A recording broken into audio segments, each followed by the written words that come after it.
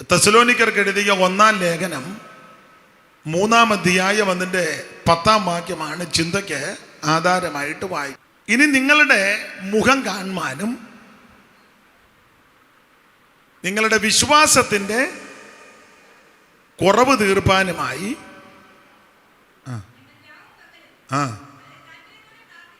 വായിക്കുന്ന ആളിൻ്റെ കൂടെ നിൽക്കണം. സ്തോത്രം.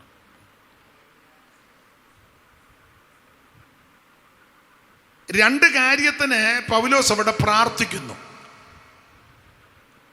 ഒന്ന്, നിങ്ങളുടെ മുഖം എനിക്ക് കാണണം.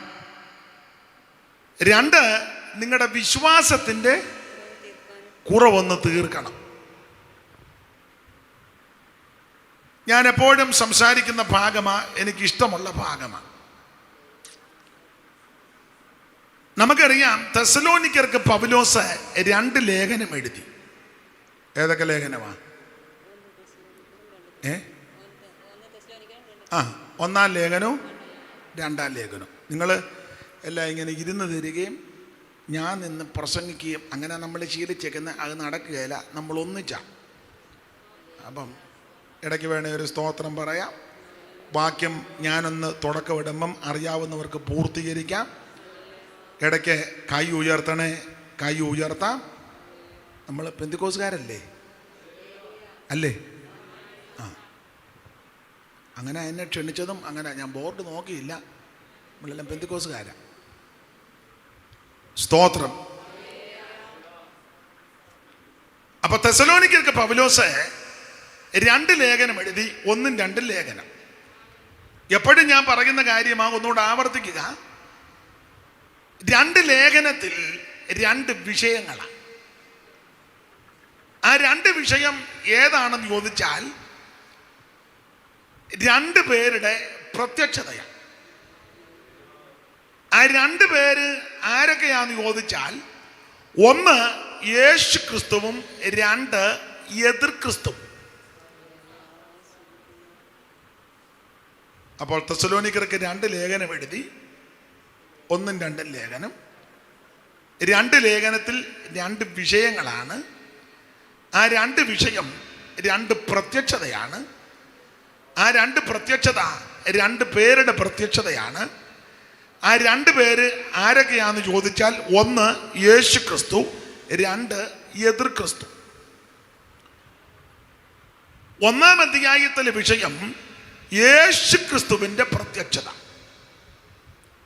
2-ാം അധ്യായത്തിലെ വിഷയം, 2-ാം ലേഖനത്തിലെ വിഷയം എതിർ ക്രിസ്തുവിൻ്റെ പ്രത്യക്ഷത. അപ്പൊ ശ്രദ്ധിക്കുക, 1-ാം ലേഖനത്തിലെ വിഷയം യേശു ക്രിസ്തുവിൻ്റെ പ്രത്യക്ഷത. 2-ാം ലേഖനത്തിലെ വിഷയം എതിർ ക്രിസ്തുവിൻ്റെ പ്രത്യക്ഷത. നമ്മൾ 1-ാം ലേഖനമാണ് വായിച്ചത്. അപ്പോൾ 1-ാം ലേഖനത്തോട് ബന്ധപ്പെട്ടാണ് ചിന്തിക്കുന്നത്. എങ്കിലും 2-ാം ലേഖനം എതിർ ക്രിസ്തുവിൻ്റെ പ്രത്യക്ഷതയാണെന്ന് വാക്യങ്ങൾ നിരവധി ഉണ്ടെങ്കിലും ഒരു വാക്യം വായിച്ചോ, 2-9. 2-ാം ലേഖനം 2-9. അധർമ്മമൂർത്തിയുടെ പ്രത്യക്ഷത മതി. അധർമ്മമൂർത്തിയുടെ പ്രത്യക്ഷത എതിർ ക്രിസ്തുവിൻ്റെ പ്രത്യക്ഷതയാണ്. അധർമ്മത്തിൻ്റെ മർമ്മം, അധർമ്മമൂർത്തി, നാശയോഗ്യൻ, തുമ്പുകെട്ട ഇടയൻ, വരുവാനുള്ള പ്രഭു, ഇങ്ങനെയുള്ള പ്രയോഗങ്ങൾ ഇവനെ സംബന്ധിച്ച് വേദപുസ്തകത്തിൽ കൊടുത്തിട്ടുണ്ട്. ഇവിടെ കൊടുത്തിരിക്കുന്ന പ്രയോഗം അധർമ്മമൂർത്തി. കാരണം ചെയ്തു വെക്കുന്ന മുഴുവൻ അധർമ്മമാണ്. ധാർമ്മികമായ ഒരു കാര്യവും ചെയ്യുന്നില്ല, ചെയ്യിപ്പിക്കത്തുമില്ല. മദ്യപാനം, വെറുക്കൂത്ത്, തമ്മിത്തല്ല്, അടിപിടി, മോഷണം, കൽപ്പനാലംഘനം, ഇതെല്ലാം പുള്ളി ഒപ്പിക്കുന്നതാണ്. സ്തോത്രം. അധർമ്മത്തിൻ്റെ മൂർത്തിഭാവമാണ്. ധാർമ്മികമായ യാതൊരു കാര്യവും താല്പര്യവുമില്ല, ചെയ്യത്തുമില്ല, ചെയ്യിപ്പിക്കത്തുമില്ല. സ്തോത്രം. അതിപ്പോൾ വിശ്വാസികളെന്ന് പറയുന്നവരെ കൊണ്ടും അങ്ങനെ ചെയ്യിപ്പിച്ചുകൊണ്ടിരിക്കുക ഇല്ലേ? ഒരു സഭയിലാ കൂടുന്ന, തമ്മി മിണ്ടുകയില്ല. അവരും പെന്തിക്കോസില, നമ്മളും പെന്തിക്കോസില. കൂട്ടിയിടിച്ച നിങ്ങൾ എന്തേലും ഒന്ന് പറ. മിണ്ടുകയല്ല. നമ്മൾ വേദപുസ്തകവും പാട്ടുപുസ്തകമായിട്ട് ഇങ്ങോട്ട് യോഗത്തിന് പോകുന്നു. അവർ വേദപുസ്തകവും പാട്ടുപുസ്തകമായിട്ട് അങ്ങോട്ട് വഴി വെച്ച് കണ്ടാൽ പോലും എന്തോ ഉണ്ട് അല്ലെ, സ്തോത്രം എന്ന് പോലും അവരങ്ങേ സൈഡിൽ കൂടെ ആണ്, നമ്മളുടെ ഇങ്ങേ സൈഡിൽ കൂടെ. ഇതെല്ലാം മറ്റവൻ്റെ ആളാ. ആരാ? അധർമ്മമൂർത്തിയുടെ ഒരു ധാർമ്മികമായ യാതൊരു ആട്ടെ. നമ്മുടെ വിഷയം അതല്ലാത്തത് കൊണ്ട് ആ ഭാഗത്തേക്ക് പോകുന്നില്ല. അപ്പൊ രണ്ടാം ലേഖനത്തിലെ വിഷയം എതിർ ക്രിസ്തുവിൻ്റെ പ്രത്യക്ഷത. നമ്മൾ ഒന്നാം ലേഖനമാ ചിന്തക്കെടുത്തത്. ഒന്നാം ലേഖനത്തിലെ വിഷയം യേശു ക്രിസ്തുവിൻ്റെ പ്രത്യക്ഷത. നിങ്ങൾക്കറിയാം ഒന്നാം ലേഖനത്തിൽ എത്ര അധ്യായം ഉണ്ട് മോളെ? വായിച്ച നോക്കാതെ പറ, ഉറക്കെ പറ. 5 അധ്യായം. സ്തോത്രം, 5 അധ്യായം ഉണ്ട്. അപ്പൊ 5 അധ്യായത്തിലും യേശു ക്രിസ്തു പ്രത്യക്ഷപ്പെടുമെന്ന് അവിടെ തെളിയിച്ചിട്ടുണ്ട്. 1-ാം അധ്യായത്തിൻ്റെ 9-ഉം 10-ഉം, 2-ാം അധ്യായത്തിൻ്റെ 19-ാമത്തെ വാക്യവും, 3-ാം അധ്യായത്തിൻ്റെ 13-ാമത്തെ വാക്യവും, 4-ാം അധ്യായത്തിൻ്റെ 13 മുതൽ താഴോട്ടുള്ള വേദശകലങ്ങളും, 5-ാം അധ്യായത്തിൻ്റെ 23-ാമത്തെ വാക്യവും സഹോദരി നിർത്തി ക്രമത്തിൽ ഒന്ന് വായിച്ചേ. ഞങ്ങൾക്ക് നിങ്ങളുടെ അടുക്കൽ എങ്ങനെയുള്ള പ്രവേശനം സാധിച്ചു എന്നും. മോനെ, സ്റ്റാൻഡ് ഇല്ലേ? ഒരു കൈ കൊണ്ട് ഇത് പിടിക്കുകയും ആകെ 2 സ്റ്റാൻഡേ ഉള്ളല്ലേ? അത് 2 കൂടെ കൊടുത്ത് കുഴപ്പമില്ല ഇന്നത്തേക്ക്. വായിച്ചു. ഞങ്ങൾക്ക് നിങ്ങളുടെ അടുക്കൽ എങ്ങനെയുള്ള പ്രവേശനം സാധിച്ചു എന്നും. ഞങ്ങൾക്ക് നിങ്ങളുടെ അടുക്കൽ എങ്ങനെയുള്ള പ്രവേശനം സാധിച്ചു എന്നും. ജീവനുള്ള സത്യദൈവത്തെ സേവിപ്പാനും. ജീവനുള്ള സത്യദൈവത്തെ സേവിപ്പാനും. അവൻ മരിച്ചവരുടെ ഇടയിൽ നിന്ന് ഉയർപ്പിച്ച തന്റെ പുത്രനും വരുവാനുള്ള കോപത്തിൽ നിന്ന് നമ്മെ വിടുവിക്കുന്നവനുമായ യേശു സ്വർഗത്തിൽ നിന്ന് വരുന്നത് കാത്തിരിപ്പാനും. അല്ല, യേശു ക്രിസ്തുവിന്റെ പ്രത്യക്ഷതയെ പറ്റിയാ കൊടുത്തേക്കുന്നത്. സ്തോത്രം. യേശു ക്രിസ്തു വരുന്നെന്ന് പറഞ്ഞിട്ട് നിങ്ങൾക്ക് വലിയ സന്തോഷമില്ല. വരണമെന്നാന്നോ വരണ്ടെന്നാന്നോ? വലിയ സന്തോഷമൊന്നും കാണുന്നില്ലല്ലോ. വരണോ വരണ്ടയോ? വരണം. നമുക്കോ വലിയ താല്പര്യമില്ല. വരണോ വരണ്ടയോ? അതൊന്നെടുത്ത് ഹാളിൽ നിന്ന് കാണട്ടെ, എന്നിട്ട് പിന്നെ വെച്ചു. ആണ് പുള്ളിക്ക് സന്തോഷമുണ്ട്, ഇത് വെച്ചോകൊണ്ട് അറിയാത്തതാ. സ്തോത്രം. നിങ്ങൾക്ക് താല്പര്യമുണ്ടോ വരുന്നേ? എന്താ പറഞ്ഞേ? വരണം. ആട്ടെ, നിങ്ങൾക്കും എതിരൊന്നുമില്ലല്ലോ. വരുമേ തിരുവായി മൊഴിഞ്ഞവൻ അരുളിയ പോൽ. എന്നാ മോനെ? കുഴപ്പം, നമുക്ക് നാളെ പരിഹരിക്കാം. ഇന്നിപ്പം ഒരു ദിവസം പശുവിന് വഴിയിലും കെട്ടാണ്. അപ്പം ഇന്ന് നമുക്ക് വഴി കെട്ടാം, നാളെ നമുക്ക് കൂട്ടിക്കൊണ്ട് കെട്ടാം. നമ്മൾ നിണങ്ങി വരാൻ ഇച്ചിരി സമയമെടുക്കും. വരുമേ തിരുവായി മൊഴിഞ്ഞവൻ അരുളിയ പോൽ വചനം നിറവേറ്റാൻ വന്നു സഭയെ ചേർക്കുവാൻ വേഗമാക്കി മയിലെടുപ്പാൻ കൊണ്ടുവിരുന്നു ശാലയിൽ പോയി ചേർത്ത് പന്തിയിലിരുത്താൻ. കൊണ്ടുവിരുന്നു ശാലയിൽ പോയി ചേർത്ത് പന്തിയിലിരുത്താൻ. സ്വർഗീയ നാടെന്നു കാണാം എൻ്റെ വീട്ടിലെന്നെത്താം. സ്വർഗീയ നാടെന്നു കാണാം എൻ്റെ വീട്ടിലെന്നെത്താം. നവയെരൂശലേം മഹിമ നിറഞ്ഞു ഇറങ്ങി വരുന്ന സമയമോർക്കുമ്പോൾ, നവയെരൂശലേം മഹിമ ഇറങ്ങി വരുന്ന സമയമോർക്കുമ്പോൾ സ്നേഹം വർദ്ധിച്ചിടുന്നേ, പ്രത്യാശയേറി വരും. സ്നേഹം വർദ്ധിച്ചിടുന്നേ, പ്രത്യാശയേറി വരും. വരുമേ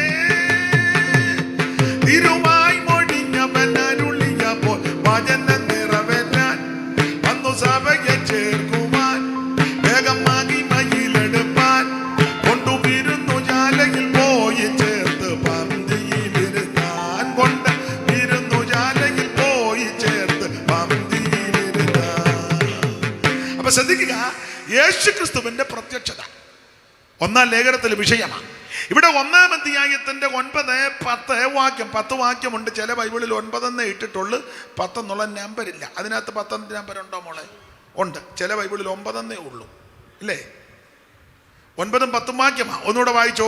ഞങ്ങൾക്ക് നിങ്ങളുടെ അടുക്കൽ എങ്ങനെയുള്ള പ്രവേശനം സാധിച്ചു? ഞങ്ങൾക്ക് നിങ്ങളുടെ അടുക്കൽ എങ്ങനെയുള്ള പ്രവേശനം സാധിച്ചുവെന്നും ജീവനുള്ള സത്യദൈവത്തെ സേവിക്കുവാനും അവൻ മരിച്ചവരുടെ ഇടയിൽ നിന്ന് ഉയർപ്പിച്ച തൻ്റെ പുത്രനും വരുവാനുള്ള കോപത്തിൽ നിന്ന് നമ്മെ വിടുവിക്കുന്നവനുമായ യേശു സ്വർഗത്തിൽ നിന്ന് വരുന്നത് കാത്തിരിപ്പാൻ വരുന്നു എന്ന് പറഞ്ഞാൽ യേശു ക്രിസ്തു വീണ്ടും സ്വർഗത്തിൽ നിന്ന് വരും.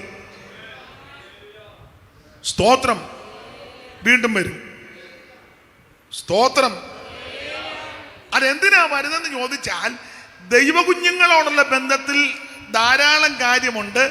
ഈ വാക്യത്തോടുള്ള ബന്ധത്തിൽ പറയാ, വരുവാനുള്ള കോപത്തിൽ നിന്ന് നമ്മെ വിടുവിക്കാനാ വരുന്നത്.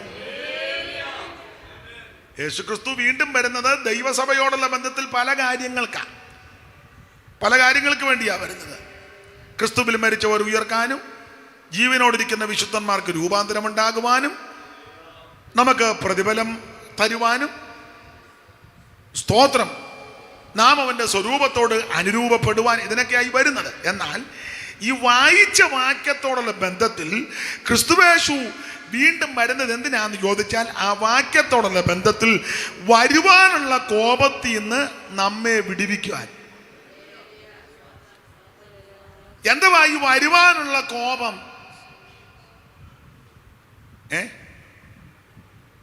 യോടി കല്ലേലിയൊക്കെ പിന്നെ പറയാം. ഈ ചോദിച്ചതിന് സമാധാനം പറഞ്ഞേച്ചു. നമ്മൾ കുറേ നേരമായിട്ട് കല്ലേലിയായി സ്തോത്രം തന്നെ പറയായിരുന്നല്ലോ.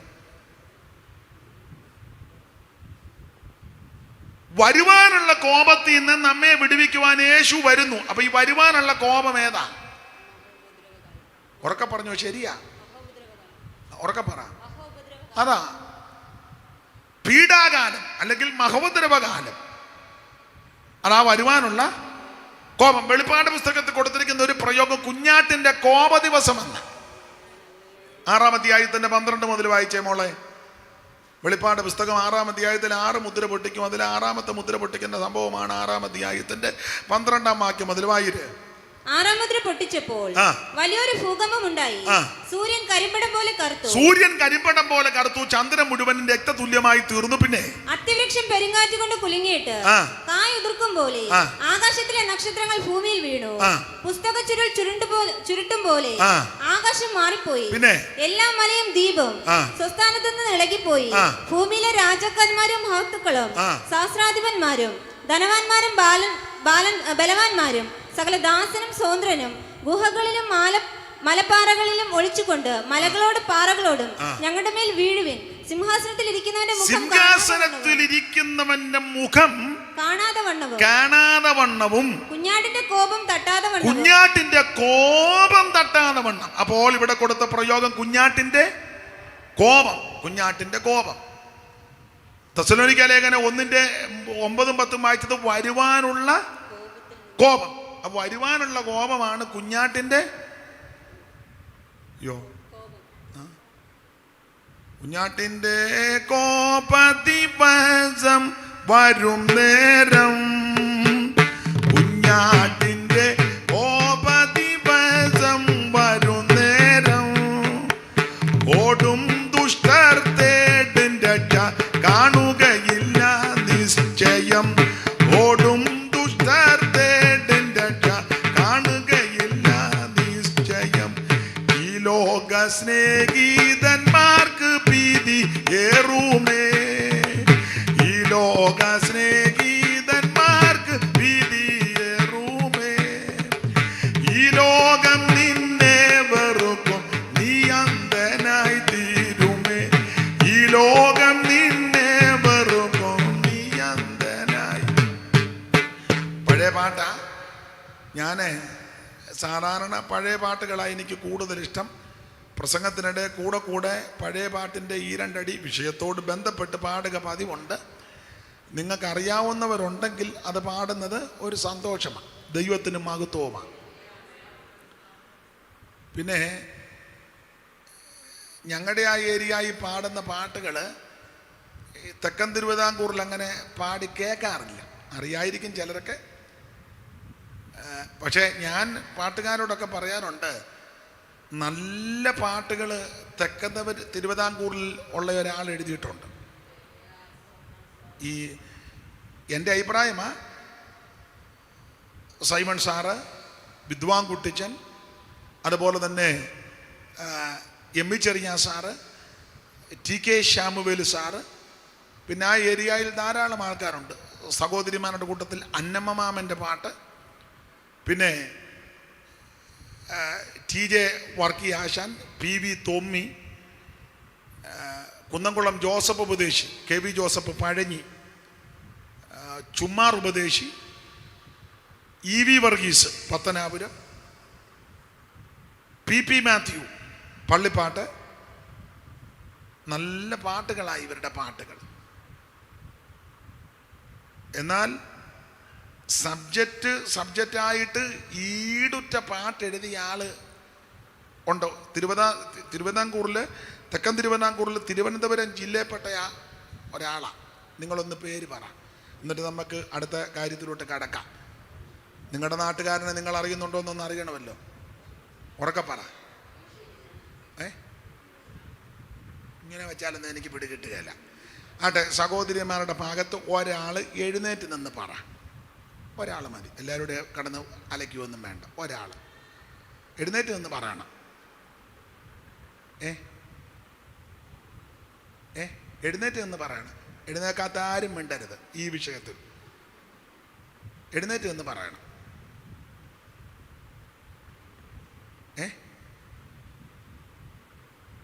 അമ്മേമ്മോളോടെ ഞോണ്ടി കളിക്കുകയാണോ? അമ്മേമ്മോള് വാന്നോ ചേടുത്തി അനിയത്തിയാന്നോ? അമ്മേമ്മോള് വാ.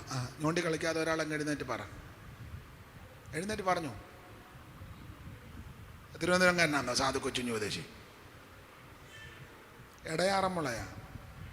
തിരുവനന്തപുരം ജില്ലയിലുള്ള ആടെ പേരാ പറഞ്ഞു. ഉറക്കെ പറയാ. എഴുന്നേറ്റേച്ചാ മോനെ, അച്ചായൻ്റെ ഫോട്ടോ അങ്ങോട്ട് പിടിച്ചേ, അങ്ങോട്ട് തിരിഞ്ഞ എല്ലാവരും കാണട്ടെ. ബോധമുള്ള ഒരാളെങ്കിലും ഈ യോഗത്തിനുണ്ടല്ലോ അവിടെ ഇരിക്കും. മോശവത്സല ശാസ്ത്രികൾ, നിങ്ങൾ അദ്ദേഹത്തിൻ്റെ പാട്ട് പഠിക്കണം. ഏതാന്ന് പോലും അറിയാൻ മേലായിരിക്കും.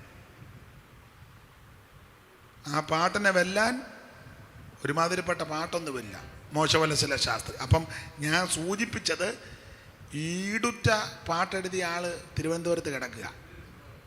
പക്ഷേ നിങ്ങളുടെ ഗതികേടാന്നോ, ഇവിടെ ആരും പാടാത്ത കൊണ്ടാന്നോ, നിങ്ങൾക്ക് താല്പര്യമില്ലാത്ത കൊണ്ടാന്ന് ആലപ്പുഴ കിടന്ന് ഞാൻ പഠിച്ചു തിരുവനന്തപുരത്തിരുന്ന പുള്ളി എഴുതിയ പാട്ട്. ഇപ്പം നിങ്ങൾ ചോദിക്കും ഏത് പാട്ടൊക്കെയാണെന്നായിരിക്കും അല്ലയോ? അങ്ങനെ പ്രസംഗിച്ചാൽ പിന്നെ ഇന്ന് അത് തന്നെ പറയാൻ നേരമുള്ളൂ. സ്തോത്രം. നല്ല പാട്ടുകളാണ് മോശവല ശാസ്ത്രിയാരുടെ പാട്ടുകൾ. ഞാൻ കുറേ പാട്ട് അറിയാമെന്ന് തോന്നല്ലേ? മിക്കവാറും നമ്മൾ രണ്ടും പാടേണ്ടി വരും. അദ്ദേഹത്തിൻ്റെ നല്ല പാട്ടുകളാണ്. ഉദാഹരണം പറയാം. പെന്തിക്കോസുകാരെല്ലാം കല്യാണം നടത്തും. കല്യാണം നടത്തുമ്പം ആ നല്ല സന്ദർഭത്തിൽ പാടുന്ന ഒരു പാട്ട് മോശവത്സലത്തിൻ്റെ പാട്ടാണ്. ഏതാണെന്ന് നിങ്ങൾ പറ. എല്ലാവരും കല്യാണം കഴിച്ചു വെച്ചിരിക്കുകയല്ലേ? പെട്ടെന്ന് പറഞ്ഞു. ഞാൻ വെള്ളം കുടിക്കാൻ നേരം.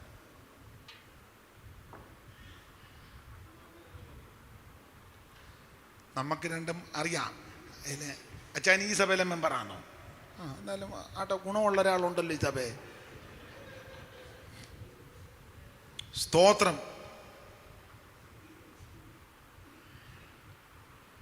ഇവരെ ഈ പാട്ടൊക്കെ ഒന്ന് പഠിപ്പിക്കണേ. മോശവത്സല ശാസ്ത്രിയുടെ പാട്ടാ വിവാഹ ശുശ്രൂഷയുടെ ആ നല്ല അന്തരീക്ഷത്തിൽ പാടുന്നതാ.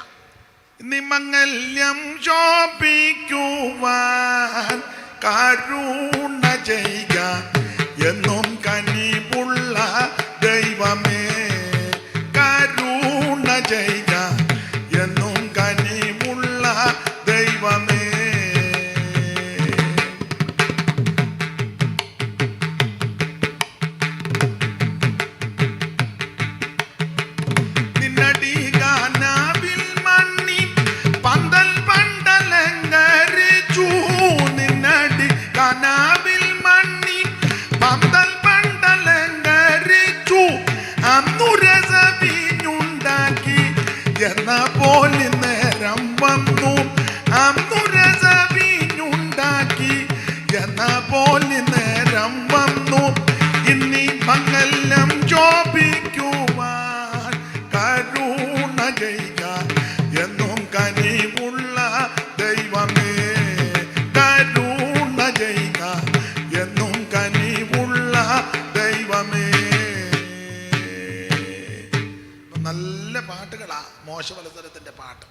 ഞാൻ ഇടയ്ക്ക് കയറി ഒന്ന് പറഞ്ഞതേ ഉള്ളൂ.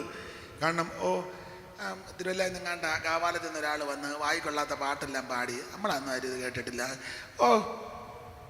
അതിലും മെച്ചപ്പെട്ട പാട്ടാണ് തിരുവനന്തപുരം ഞാൻ എഴുതി വച്ചേക്കുന്നത്. പിന്നെ നിങ്ങൾക്ക് താല്പര്യവും ഇല്ല, നിങ്ങൾക്ക് ഇതിനോട് വലിയ തൃപ്തി ഇല്ലാത്തതുകൊണ്ടാണ്. അല്ല, പാട്ട് വിടില്ലാഞ്ഞിട്ടല്ല, പാട്ട് എഴുതാഞ്ഞിട്ടുമല്ല. എൻ്റെ അഭിപ്രായം മോശവത്സലത്തിൻ്റെ പാട്ടിനോട് കിടപിടിക്കുന്ന പാട്ട് തന്നെ വിരളമാണ്. അതുകൊണ്ട് കാല് പിടിച്ചങ്ങ് അപേക്ഷിക്കുക. ഈ നുണയും കൊതിയും പറഞ്ഞിരിക്കുന്നതിലും നല്ലത്, സീരിയലും സിനിമയും കാണുന്നതിലും നല്ലത്, ചുമ്മാ മൊബൈലെ മാന്തി ഇരിക്കുന്നതിലും നല്ലത് ദൈവത്തെ ഓർത്ത് ഈ ഒരു മാസത്തിനിടയിലെങ്കിലും ഒരു 2-3 പാട്ട് മോശവത്സരത്തിൻ്റെ പഠിച്ചോണം.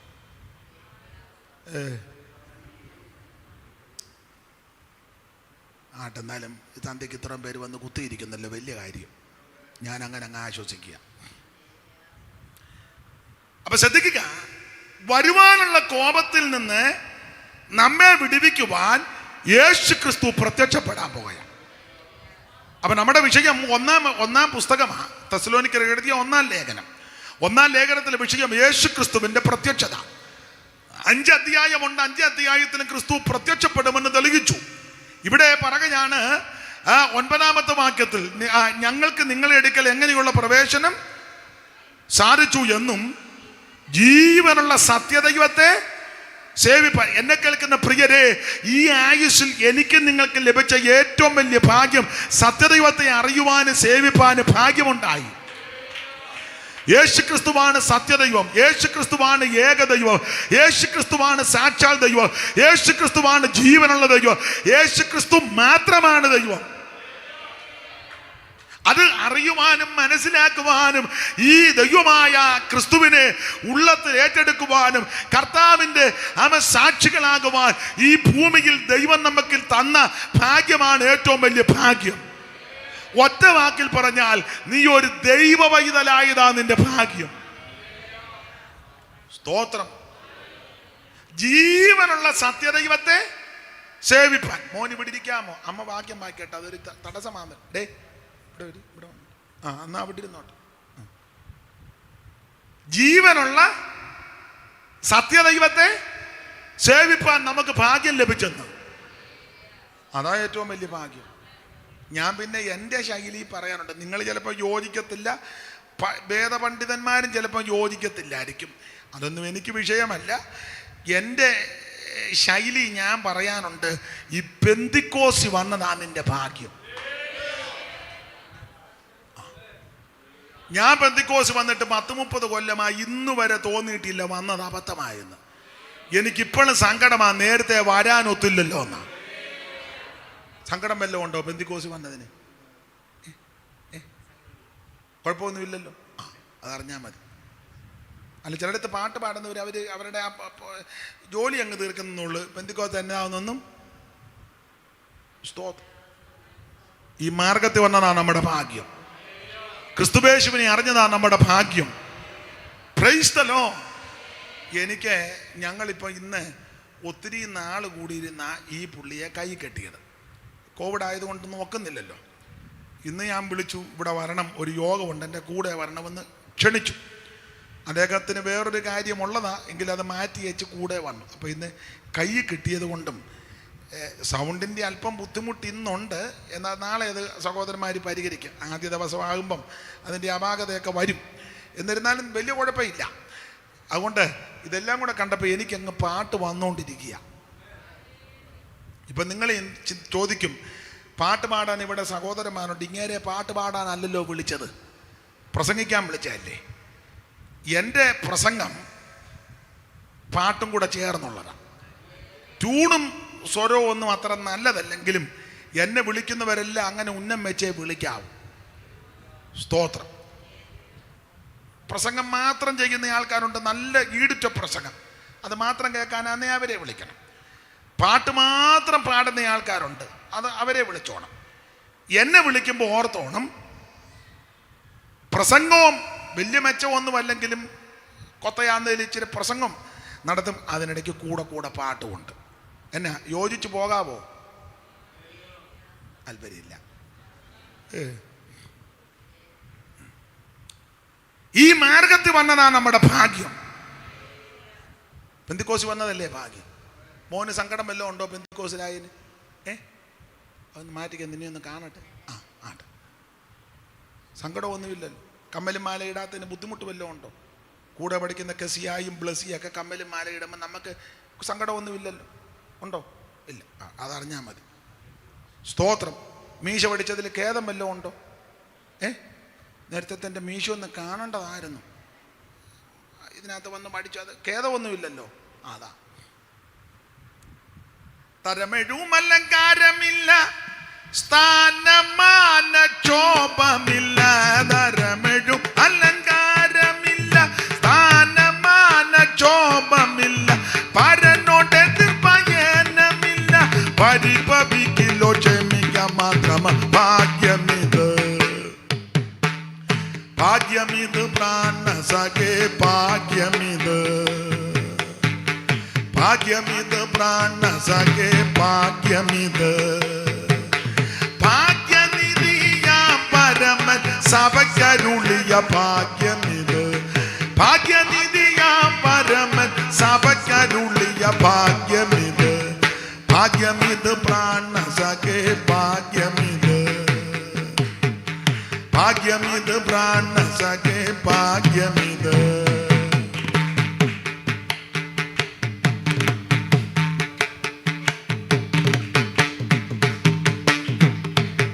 അപ്പൊ ശ്രദ്ധിക്കുക, ഈ മാർഗത്തിൽ വന്നതാ നമ്മുടെ ഭാഗ്യം. ഈ കൃപയിൽ വന്നതാ നമ്മുടെ ഭാഗ്യം. നീ ഒരു ദൈവ പൈതലായി തീർന്നതായ ഏറ്റവും വലിയ ഭാഗ്യം. ഇതിൽ പരം വേറൊരു ഭാഗ്യം ലഭിക്കാനില്ല. സ്തോത്രം. ചിലരുടെ നോട്ടോ ഇരിപ്പം കണ്ടിട്ട് ദൈവമേ ഇതുപോലൊരു ചതിവ്.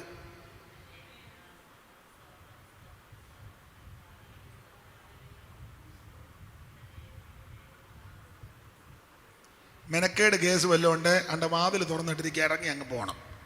ഇതിനകത്തിരുന്ന് മെനക്കേട് ഒപ്പിക്കരുത്. നിനക്കിത് മോശമായിട്ടോ കൊള്ളുകയല്ലെന്നോ ഇതിനകത്തങ്ങ് പെട്ടുപോയില്ലോ എന്ന് വല്ല ചിന്തയുണ്ടെങ്കിൽ കതക് തുറന്നിട്ടേക്കുക.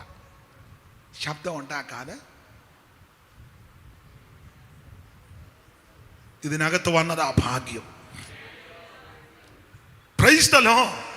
അതെ, ഓടിച്ചു പോകാം. 1-ാം അധ്യായത്തിന്റെ 9-10 വാക്യത്തിൽ യേശു ക്രിസ്തു പ്രത്യക്ഷപ്പെടുമെന്ന് തെളിയിച്ചു. 2:19 വായിച്ചേ മോളെ. നമ്മുടെ കർത്താവ് യേശുവിന്റെ മുമ്പാകെ അവന്റെ പ്രത്യക്ഷതയിൽ അവിടെയും ക്രിസ്തു പ്രത്യക്ഷപ്പെടുമെന്ന് തെളിയിക്കുക. നമ്മുടെ കർത്താവാകുന്ന യേശു ക്രിസ്തുവിന്റെ മുൻപാകെ അവന്റെ പ്രത്യക്ഷതയിൽ അവിടെയും ക്രിസ്തു പ്രത്യക്ഷപ്പെടുമെന്ന് തെളിയിച്ചു.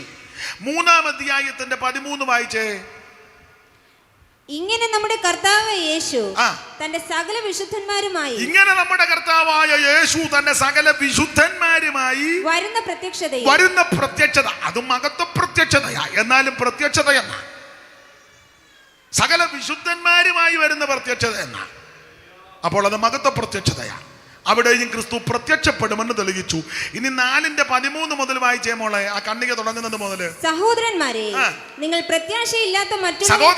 നിങ്ങൾ പ്രത്യാശയില്ലാത്ത മറ്റുള്ളവരെ പോലെ ദുഃഖിക്കാതിരിക്കേണ്ടതിന് നിദ്ര കൊള്ളുന്നവരെ കുറിച്ച് അറിവില്ലാതിരിക്കരുത്. കർത്താവിൽ നിദ്ര പ്രാപിച്ചവരെ കുറിച്ച് അറിവുണ്ടായിരിക്കണം. ഭർത്താവ് മരിച്ചു, ഭാര്യ മരിച്ചു, കുഞ്ഞുങ്ങൾ മരിച്ചു, മാതാപിതാക്കൾ മരിച്ചു, വേണ്ടപ്പെട്ടവർ മരിച്ചു, രക്ഷിക്കപ്പെട്ട ദൈവപൈതൽ മരിച്ചു. അത് അറിയണം. അറിവില്ലാതിരിക്കരുത്. സ്തോത്രം. അവരെവിടെ പോയി? ഇപ്പോൾ അവര് എങ്ങനെ, ഇനി എന്താകും? ഇതൊക്കെ പറ്റി അറിയണം. നിരാശപ്പെടരുത്, പ്രത്യാശയോടിരുന്നോണം. പ്രത്യാശയില്ലാത്തവരായിരിക്കരുത്. പിന്നെ യേശു ക്രിസ്തു മരിക്കുകയും ജീവിച്ചെഴുന്നേൽക്കുകയും ചെയ്തു. 3-ാം ദിവസം ഉയർത്തെഴുന്നേറ്റു. അതാ ക്രിസ്തുമാർഗത്തിന്റെ ശ്രേഷ്ഠത. ചത്തൊടുങ്ങിയ മാർഗമല്ല, ഉയർത്ത മാർഗമാണ്. അവിടെ നിന്ന് ഉയരത്ത് ജീവിക്കുന്നു. യേശു ക്രിസ്തു മരിക്കുകയും ജീവിച്ചെഴുന്നേൽക്കുകയും ചെയ്തു എന്ന് നാം വിശ്വസിക്കുന്നു എങ്കിൽ അങ്ങനെ തന്നെ ദൈവം നിദ്ര കൊണ്ടവരെയും കർത്താവിൽ നിദ്ര കൊണ്ടവരെയും യേശു മുഖാന്തരം അവനോട് കൂടെ വരുത്തും. അടുത്തത് കർത്താവിന്റെ പ്രത്യക്ഷത വരെ. കണ്ടോ, അവിടെയും ക്രിസ്തു പ്രത്യക്ഷപ്പെടുമെന്ന് തെളിയിക്കുക. സ്തോത്രം. യേശു ക്രിസ്തു വീണ്ടും വരും, പ്രത്യക്ഷപ്പെടും. ഇനി 5-ാം അധ്യായത്തിന്റെ 23-ാമത്തെ വാക്യം വായിച്ചേ. സമാധാനത്തിന്റെ ദൈവം തന്നെ നിങ്ങളെ മുഴുവനും ശുദ്ധീകരിക്കുമാറാകട്ടെ. സമാധാനത്തിന്റെ ദൈവം തന്നെ നിങ്ങളെ മുഴുവനും ശുദ്ധീകരിക്കുമാറാകട്ടെ. നിങ്ങളുടെ ആത്മാവും പ്രാണനും ദേഹവും അശേഷം നമ്മുടെ കർത്താവായ യേശുക്രിസ്തുവിന്റെ പ്രത്യക്ഷതയിൽ അവിടെയും ക്രിസ്തു പ്രത്യക്ഷപ്പെടുമെന്ന് തെളിയിച്ചു. അപ്പൊ ശ്രദ്ധിക്കുക, 1-ാം ലേഖനത്തിലെ വിഷയം ക്രിസ്തുവേശുവിന്റെ പ്രത്യക്ഷത. 1-ാം ലേഖനത്തിൽ 5 അധ്യായങ്ങളുണ്ട്. 5 അധ്യായത്തിലും അരക്കിട്ടുറപ്പിച്ചു യേശു പ്രത്യക്ഷപ്പെടും. സ്തോത്രം, സ്തോത്രം. അതിൽ 1-ാം അധ്യായത്തിന്റെ 9-10 വാക്യത്തിലാണ് ഞങ്ങൾക്ക് നിങ്ങളുടെ അടുക്കൽ എങ്ങനെയുള്ള പ്രവേശനം സാധിച്ചു. അങ്ങനെയല്ലേ എഴുതിയേക്കുന്നത്? ഞങ്ങൾക്ക് നിങ്ങളുടെ അടുക്കൽ എങ്ങനെയുള്ള പ്രവേശനം സാധിച്ചു. അപ്പൊ ശ്രദ്ധിക്കുക, പൗലോസിന്റെ ഈ തെസ്സലോനിക്കയിലുള്ള വരവ് പുസ്തകം നമ്മൾ പഠിക്കുമ്പോൾ അറിയാം. ആസിയിൽ വചനം പ്രസംഗിക്കരുതെന്ന് പരിശുദ്ധാത്മാവ് വിലക്കി. അപ്പൊ ഇവർ യാത്ര ചെയ്ത് ഫിലിപ്പിയയിൽ വന്നു. അതിനുശേഷമായിട്ട് അവിടെ പ്രശ്നങ്ങൾ രൂക്ഷമായി. ഒടുവിൽ തെസ്സലോനിക്കയിലെത്തി. ഈ തെസ്സലോനിക്കയിൽ എത്തിക്കഴിഞ്ഞപ്പോൾ അവിടെ സുവിശേഷം അറിയിച്ചു, ചിലർ രക്ഷിക്കപ്പെട്ടു. ഈ തെസ്സലോനിക്കയിലെ വിശ്വാസികളുടെ ഒരു വിശേഷത, ഇവരുടെ വിശ്വാസം ലോകപ്രസിദ്ധമാണ്. ഇവർ നല്ല വിശ്വാസികളായിരുന്നു. ഇവരുടെ വിശ്വാസം ലോകപ്രസിദ്ധമാണ്. ആ 1-ാം അധ്യായത്തിന്റെ 8-ാമത്തെ വാക്യം ഒന്ന് വായിച്ചേ. നിങ്ങളുടെ അടുക്കൽ നിന്ന് കർത്താവിന്റെ വചനം മുഴങ്ങിച്ചെന്നത് മക്കെദോന്യയിലും അഖായയിലും മാത്രമല്ല എല്ലായിടവും നിങ്ങൾക്ക് ദൈവത്തിലുള്ള വിശ്വാസം പ്രസിദ്ധമായിരിക്കും. അപ്പൊ എല്ലായിടത്തും തെസ്സലോനിക്കരുടെ വിശ്വാസം പ്രസിദ്ധമാണ് എന്ന് പറഞ്ഞാൽ തെസ്സലോനിക്കയിലെ വിശ്വാസികളെ പറ്റി നല്ല മതിപ്പാണ്. വിശ്വപ്രസിദ്ധമാണ് തെസ്സലോനിക്കയിലെ വിശ്വാസികളുടെ വിശ്വാസം. നിങ്ങളുടെ വിശ്വാസം, ആ വിശ്വാസം യേശുക്രിസ്തുവിനുള്ള വിശ്വാസം പ്രസിദ്ധമായിരുന്നു. മാത്രമല്ല ഇവരെ പറ്റി വേറൊരു പ്രയോഗം കൊടുത്തിരിക്കുന്നത് ആ 7-ാം വാക്യം വായിച്ചേ മോളെ. അങ്ങനെ നിങ്ങൾ മക്കെദോന്യയിലും അഖായയിലും വിശ്വസിക്കുന്നവർക്ക് എല്ലാവർക്കും മാതൃകയായി തീർന്നു. 2, ഇവര് മാതൃകാ വിശ്വാസികളായിരുന്നു. തെസ്സലോനിക്കരുടെ വിശേഷത 1, ഇവരുടെ വിശ്വാസം വിശ്വപ്രസിദ്ധമാണ്. 2, ഇവരെല്ലാവർക്കും മാതൃകാ വിശ്വാസികളാണ്. അതിപ്പം വലിയ ബുദ്ധിമുട്ടാ കണ്ടു കിട്ടാൻ. ഏതാ? വിശ്വാസികളെ നമുക്ക് കാണാം, പക്ഷേ ഉറക്കെ പറ, മാതൃകാ വിശ്വാസികൾ വളരെ വിരളമാണ്. ഞാൻ എന്നെയും കൂടെ പ്രതിയാക്കി പറയാം. ഉപദേശിമാരിപ്പം ധാരാളമുണ്ട്, പക്ഷെ മാതൃകാ ഉപദേശിമാർ എല്ലാം ഡോക്ടർമാരും റവറന്റന്മാരും നോട്ടീസൊക്കെ മുഴുവൻ ഡോയും റവയാ. ഞാൻ എതിർക്കുന്നില്ല, പക്ഷേ മാതൃകാ പാസ്റ്റർമാര് മിണ്ടുകാല. ഞാൻ പറയുന്നതിൽ എന്തേലും ഉപദേശപരമായി തെറ്റുണ്ടെങ്കിൽ എന്നെ ഓർപ്പിക്കാം. പുസ്തകത്തിലില്ലാത്ത കാര്യങ്ങളാ പറയുന്നെങ്കിൽ അത് നിങ്ങൾക്ക് ഓർപ്പിക്കാം. രീതി ഇതാണ്. വിശ്വാസികൾ ധാരാളമുണ്ട്, എമ്പിടി വിശ്വാസികളാണ്, പക്ഷേ മാതൃകാ വിശ്വാസികൾ കുറച്ചേ ഉള്ളൂ. ഇപ്പൊ ഈ സഭയിൽ 10-50 കുടുംബം, ഇവിടെ കൃത്യം എത്ര കുടുംബമുണ്ട്? 50 കണക്കെടുക്കാൻ പോവാ. 50 കുടുംബം ഉണ്ട് ഈ സഭയിൽ. ഇതിനകത്ത് മാതൃകാ വിശ്വാസികൾ എത്ര കുടുംബമുണ്ട്? എന്നോട് പറയുവൊന്നും വേണ്ട, തന്നെത്താൻ നിങ്ങളങ്ങ് ഹൃദയത്തിൽ പറഞ്ഞാൽ മതി.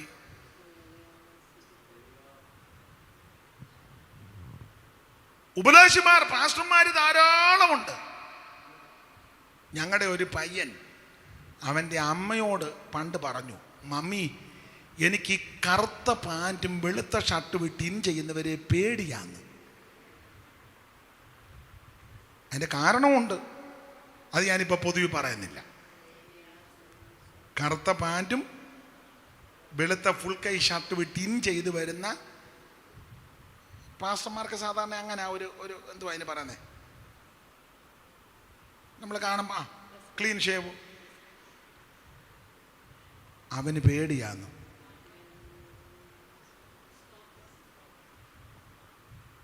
വിശ്വാസികൾ ധാരാളമുണ്ട്, പാസ്റ്റർമാർ ധാരാളമുണ്ട്, പെന്തിക്കോസുകാർ ധാരാളമുണ്ട്. പക്ഷേ മാതൃകാ വിശ്വാസികളെയാ ദൈവത്തിന് താല്പര്യം.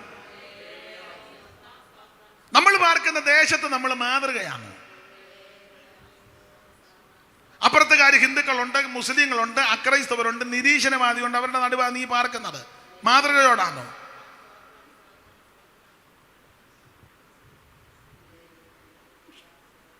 പെന്തിക്കോസുകാർ വഴക്കുണ്ടാക്കുമ്പോൾ പഞ്ചായത്ത് മെമ്പറാ വന്ന് സമാധാനം പറഞ്ഞ്, അച്ഛൻ സമാധാനപ്പെട്. പഞ്ചായത്ത് മെമ്പർ നിരീശ്വരവാദിയാ. ദൈവം ഇല്ലെന്ന് അവൻ ദൈവം ഇല്ലെന്ന് പറയുന്നവൻ. ദൈവമോ ചുമ്മാ വിട്ടിത്തം പറയാതെ വെച്ച് അവൻ ആ മെമ്പർ. പെന്തിക്കോസുകാർ രണ്ടുപേരുടെ അടിയാ. അവസാനം പ്രശ്നം രൂക്ഷമായി. സഭയെ പാസ്റ്റ് പറഞ്ഞിട്ട് 1, 2, 8 വേഴുക്കും അടുക്കുന്നില്ല. പാസ്റ്റ് എന്ന് പറഞ്ഞ് പ്രാർത്ഥിക്കുന്ന ആളല്ലേ അങ്ങ് ക്ഷമിക്കും. ഞാൻ പ്രാർത്ഥിക്കുന്നതേ ഉള്ളൂ, പക്ഷേ ക്ഷമിക്കത്തൊന്നുമില്ല. പാസ്റ്റ് വേണേ അങ്ങ് ക്ഷമിച്ചു. ഉടനെ പാസ്റ്റ് അപ്പുറത്തെ വീട്ടിൽ ചെന്ന് പറഞ്ഞ് നിങ്ങൾ എന്നാ ക്ഷമിക്കുക. പാസ്റ്റ് ഈ കാര്യവും പറഞ്ഞുകൊണ്ട് മേലിൽ ഈ വീട്ടിൽ ഞങ്ങൾ കാഞ്ഞിരംകുളം ഏജി പോവും. അതാ ചാവടി ഏജിന്ന് നമ്മൾ ചൊറിയെണ്ണ ഇവിടുന്ന് പറിച്ച് അപ്പുറത്തോട്ട് കൊണ്ട് പാസ്സെ കൊണ്ട് തീർന്നില്ല.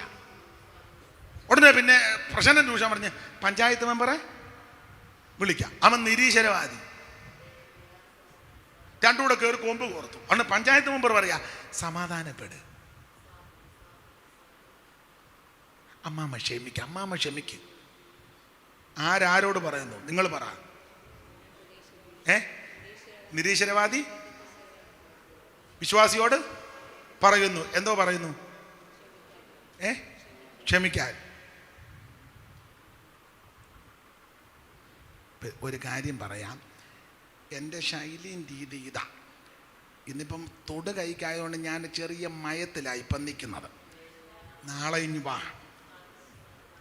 അപ്പം വന്നതിൻ്റെ യാത്രാക്ഷീണം, ഇത്രയും ദൂരം യാത്ര ചെയ്തൊക്കെ വന്നതല്ലേ. അപ്പം ഇത് കുറയത്തില്ല. നാളെ ആകുമ്പോൾ ഇച്ചിരൂടെ കൂടിയ വരും. അപ്പം അത് ചിന്തിച്ചിട്ട് താല്പര്യമില്ലെങ്കിൽ ഞാൻ വൈകിട്ടത്തെ ശുശ്രൂഷ കഴിഞ്ഞ് വിശ്രമിക്കുന്ന സ്ഥലത്തോട്ട് പോകുമ്പോൾ നിങ്ങൾ പാസ്റ്റോട് പറയണം, അയാളെ നിർത്തിയാൽ ഞങ്ങൾ നാളെ വരികയില്ല എന്ന് നിങ്ങൾ പറയണം. അപ്പോൾ പാസ്റ്റ് അത് ബുദ്ധിയോടെ കൈകാര്യം ചെയ്യും. അപ്പോൾ എന്നെ പറഞ്ഞതിൻ്റെ കാര്യം, ഞാൻ അങ്ങ് ഒഴിഞ്ഞു പൊക്കോളാം, നിങ്ങൾ ഒറ്റക്കെട്ടായിട്ട് ഇവിടെ നിന്നോണം. ഞാൻ മുഖാന്തരം ഇവിടെ ഒരു അഭിപ്രായ വ്യത്യാസം ഉണ്ടാകരുത്. പക്ഷേ ശുശ്രൂഷയ്ക്ക് ഒരു മയോ അതങ്ങനെ. പിന്നെ നിങ്ങളിവിടെ വന്നിരിക്കുകയും ഞാൻ പറയുന്നത് ഉൾക്കൊള്ളാതെ പിന്നെ ഇതിനകത്ത് വിഘടിക്കരുത്. അതിനായി പറഞ്ഞു. പാട്ട് പാടുന്ന പ്രാർത്ഥിക്കുന്ന നിന്നോട് നിരീശ്വരവാദി വന്ന് പറഞ്ഞു തരിക സമാധാനപ്പെടാൻ, ക്ഷമിക്കാൻ. എന്ത് നല്ല മാതൃക അല്ലയോ? മിണ്ടുന്നില്ലല്ലോ ആരും. എന്നാൽ തെസലോനിക്ക വിശ്വാസികളുടെ ഒരു വിശേഷത, ഇവർ മാതൃകാ വിശ്വാസികളാണ്. ഒന്ന്, ഇവരുടെ വിശ്വാസം വിശ്വപ്രസിദ്ധം. 2, ഇവരെല്ലാവർക്കും മാതൃകാ വിശ്വാസികളാണ്. എല്ലാം ഞാൻ വിവരിക്കുന്നില്ല. പിന്നെ ഇപ്പം ഇത് മൂടിക്കെട്ടിയിരിക്കുന്നതുകൊണ്ട് മുഖഭാവം അറിയാൻ മേല. അരിശം കയറിയിരിക്കുകയാന്നോ, അതോ ഇനിയും സന്തോഷിച്ചിരിക്കുകയാന്നോ, ഇടഞ്ഞിരിക്കുകയാന്നോ. ഇപ്പം ഇത് ഗുണമുണ്ട് കേട്ടോ, ഇത് ഗുണവുമാണ്. അവിടെ ഇരുന്ന് കൊഞ്ഞണം കുത്തിയാൽ പോലും, പല്ല് കടിച്ചാൽ പോലും അറിയത്തില്ല. അതുകൊണ്ട് അത് ഗുണവുമായി. സ്തോത്രം. തന്നെയല്ല കടം കൊടുക്കാനുള്ളവൻ വന്നാൽ പോലും പിടികിട്ടുന്നില്ല. അവൻ നേരത്തെ നിന്നെ കണ്ടാൽ പിടിക്കാനിരിക്കുക, പക്ഷെ അടുത്തൂടെ പോയിട്ട് പോലും ഗുണവുമുണ്ട്. സ്തോത്രം. ഒരു ദൈവ പൈതൽ മാതൃകയോടായിരിക്കണം. ആരാധനയിൽ മാത്രമല്ല മാതൃക, എല്ലാ കാര്യത്തിലും മാതൃക വേണം. സ്തോത്രം, സ്തോത്രം. ആട്ടെ, ഞാൻ ദീർഘമാക്കുന്നില്ല. അപ്പോൾ ശ്രദ്ധിക്കുക, 1, ഇവരുടെ വിശ്വാസം വിശ്വപ്രസിദ്ധം. 2, ഇവരെല്ലാവർക്കും മാതൃകാ വിശ്വാസികളാണ്. മൂന്നാമത്തെ ഒരു വിഷയം, ഇവര് നല്ലതുപോലെ വേർപാട് പാലിച്ചവരാ. തെസ്സലോനിക്ക വിശ്വാസികൾ നല്ല വേർപാട് പാലിച്ചു. മോളെ ആ 9-10 വാക്യം ഒന്നുകൂടെ വായിച്ചു. അവിടെ വേർപാട് ആശയം വരുന്നത്, ഞങ്ങൾക്ക് നിങ്ങളുടെ അടുക്കൽ എങ്ങനെയുള്ള പ്രവേശനം സാധിച്ചു എന്നും ജീവനുള്ള സത്യദൈവത്തെ സേവിപ്പാനും അവൻ മരിച്ചവരുടെ ഇടയിൽ നിന്ന് ഉയർപ്പിച്ച തന്റെ പുത്രനും വരുവാനുള്ള കോപത്തിൽ നിന്ന് നമ്മെ വിടുവിക്കുന്നവനുമായ യേശു സ്വർഗത്തിൽ നിന്ന് വരുന്നത് കാത്തിരിപ്പാനും നിങ്ങൾ വിഗ്രഹങ്ങളെ വിട്ട് ദൈവത്തിങ്കിലേക്ക് എങ്ങനെ തിരിഞ്ഞു വന്നു. അപ്പൊ ഈ വാക്യം നന്നായിട്ടൊന്ന് ചിന്തിച്ച് പഠിച്ചാൽ ഇത് വേർപാടിനെ കാണിക്കുന്നതാണ്. കാരണം തെസ്സലോനിക്ക വിശ്വാസികളിൽ സിംഹഭാഗം ആൾക്കാരും ഈ മാർഗത്തിൽ വരുന്നതിന് മുൻപ് ഇവർ വിഗ്രഹ സേവക്കാരായിരുന്നു എന്ന് പറഞ്ഞ ജാതികളായിരുന്നു. സ്തോത്രം. എന്നാൽ യേശു ക്രിസ്തുവിനെ രക്ഷിതാവായി സ്വീകരിച്ച് കർത്താവിനെ ഉള്ളത്തിൽ ഏറ്റെടുത്ത്, എൻ്റെ ഭാഷ പറഞ്ഞാൽ രക്ഷിക്കപ്പെട്ട് സ്നാനപ്പെട്ട് ഈ മാർഗത്തിലേക്ക് വന്നപ്പോൾ നേരത്തെ ആചരിച്ച അനുഷ്ഠിച്ച പിന്തുടർന്ന എല്ലാം വിട്ടു. അതാ വേർപാട്. സ്തോത്രം. രക്ഷിക്കപ്പെടുന്നതിന് മുമ്പ് സിനിമ കാണുമായിരുന്നു. രക്ഷിക്കപ്പെട്ട് കഴിഞ്ഞോ? പറ. കാണുന്നുണ്ട്, കാണുന്നെന്ന് പറയണം. കാണുന്നില്ലേ, സിനിമ കാണുന്നില്ലെന്ന് പറയണം. പിന്നെ എല്ലാ സിനിമയും കാണത്തില്ല, ഞാൻ സെലക്റ്റഡ് ആയിട്ടുള്ള സിനിമയെ കാണുന്നുള്ളൂ, അത് എപ്പോഴും ഒന്നുമില്ല. നിങ്ങൾക്ക് തുറന്ന് പറയാം.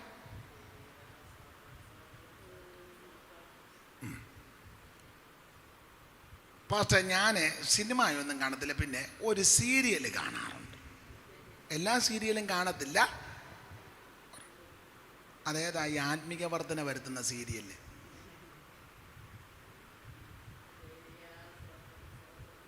ഞാൻ ഉദാഹരണമായിട്ടൊരു കാര്യം, ഞാൻ രക്ഷിക്കപ്പെടുന്നതിന് മുന്നേ 2-3 കുപ്പി ഒരു ദിവസം കുടിക്കും. ഇപ്പം രക്ഷിക്കപ്പെട്ട് ഞാൻ അധികം കുടിക്കത്തില്ല. പിന്നെ ഇപ്പം ഓണത്തിന് അളിയനൊക്കെ വന്നപ്പം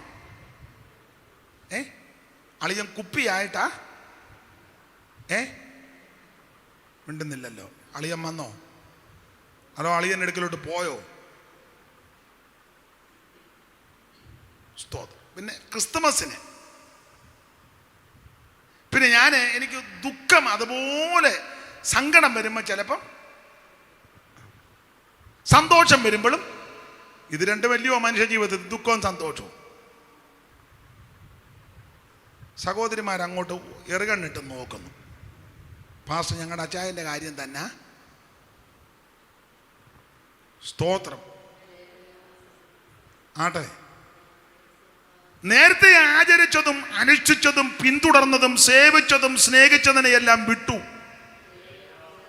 കാരണം ഇപ്പൊ ഈ മാർഗത്തിൽ വന്നിരിക്കുക സത്യദൈവമാകുന്ന, നിത്യദൈവമാകുന്ന, ഏകദൈവമായ സാക്ഷാൽ ദൈവമാകുന്ന യേശു ക്രിസ്തുവിനെ ആരാധിക്കുക. അപ്പൊ നേരത്തെ ആചരിച്ചതും അനുഷ്ഠിച്ചതിനെയെല്ലാം വിട്ടു. രക്ഷിക്കപ്പെടുന്നതിന് മുമ്പ് നമ്മൾ ഓണം ആഘോഷിക്കുമായിരുന്നു. രക്ഷിക്കപ്പെടുന്നതിന് മുമ്പ്. രക്ഷിക്കപ്പെട്ട് കഴിഞ്ഞോ? ഉപ്പേരി വറുത്തോ ഈ കൊല്ലം? വറുത്തെങ്കിൽ വറുത്തെന്ന് പറയില്ലേ? ഓണത്തിൻ്റെ കാര്യമായി പറയുന്നത്. ഇല്ല. അതോ കടയിൽ നിന്ന് മേടിക്കുകയായിരുന്നു? വീട്ടിൽ ഇപ്പം മറക്കാനൊക്കെ വലിയ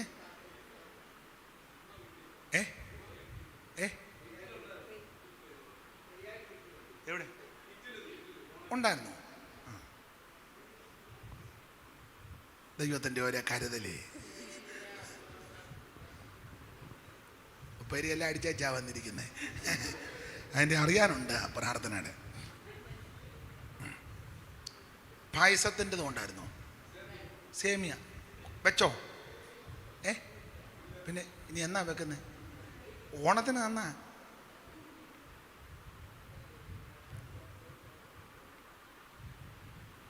സ്തോത്രം.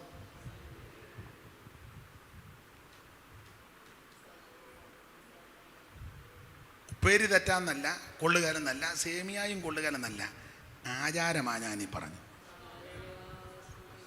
സ്തോത്രം, സ്തോത്രം. അപ്പൊ രക്ഷിക്കപ്പെടുന്നതിന് മുമ്പ് ഇതൊക്കെ ആഘോഷിക്കുന്നവരുണ്ടായിരുന്നു. അങ്ങനെ അതിലെ പണ്ടത്തെ പഴമൊഴി അങ്ങനല്ല, കാണം വിറ്റും ഓണം ഉണ്ണണം. ഒരു ദൈവവൈതലിന് ഈ പഴമൊഴിയും പഴഞ്ചൊല്ലും ബാധകമല്ല. കാരണം നമുക്ക് എല്ലാ ദിവസവും നല്ലതാ, എല്ലാ ദിവസവും നമുക്ക് നല്ലതാ. രക്ഷിക്കപ്പെടുന്നതിന് മുമ്പ് ക്രിസ്തുമസ് ആഘോഷിക്കുമായിരുന്നു. ക്രിസ്തുമസ് കേക്കുമൊക്കെ മേടിച്ച് മുറിച്ച് രക്ഷിക്കപ്പെടുന്നതിന് മുമ്പ് നക്ഷത്രമൊക്കെ വാതക്കൻ നക്ഷത്രമൊന്നും കണ്ടിട്ടില്ലേ? ഇപ്പം പിന്നെ പെന്തിക്കോസുകാരുടെ ഹോളിൻ്റെ വാതക്കലും ക്രിസ്മസിൽ ഒരു വാക്യവും കൂടെ അതിനടിയിൽ, നക്ഷത്രം കണ്ടത് കൊണ്ട് അവർ അത്യന്തം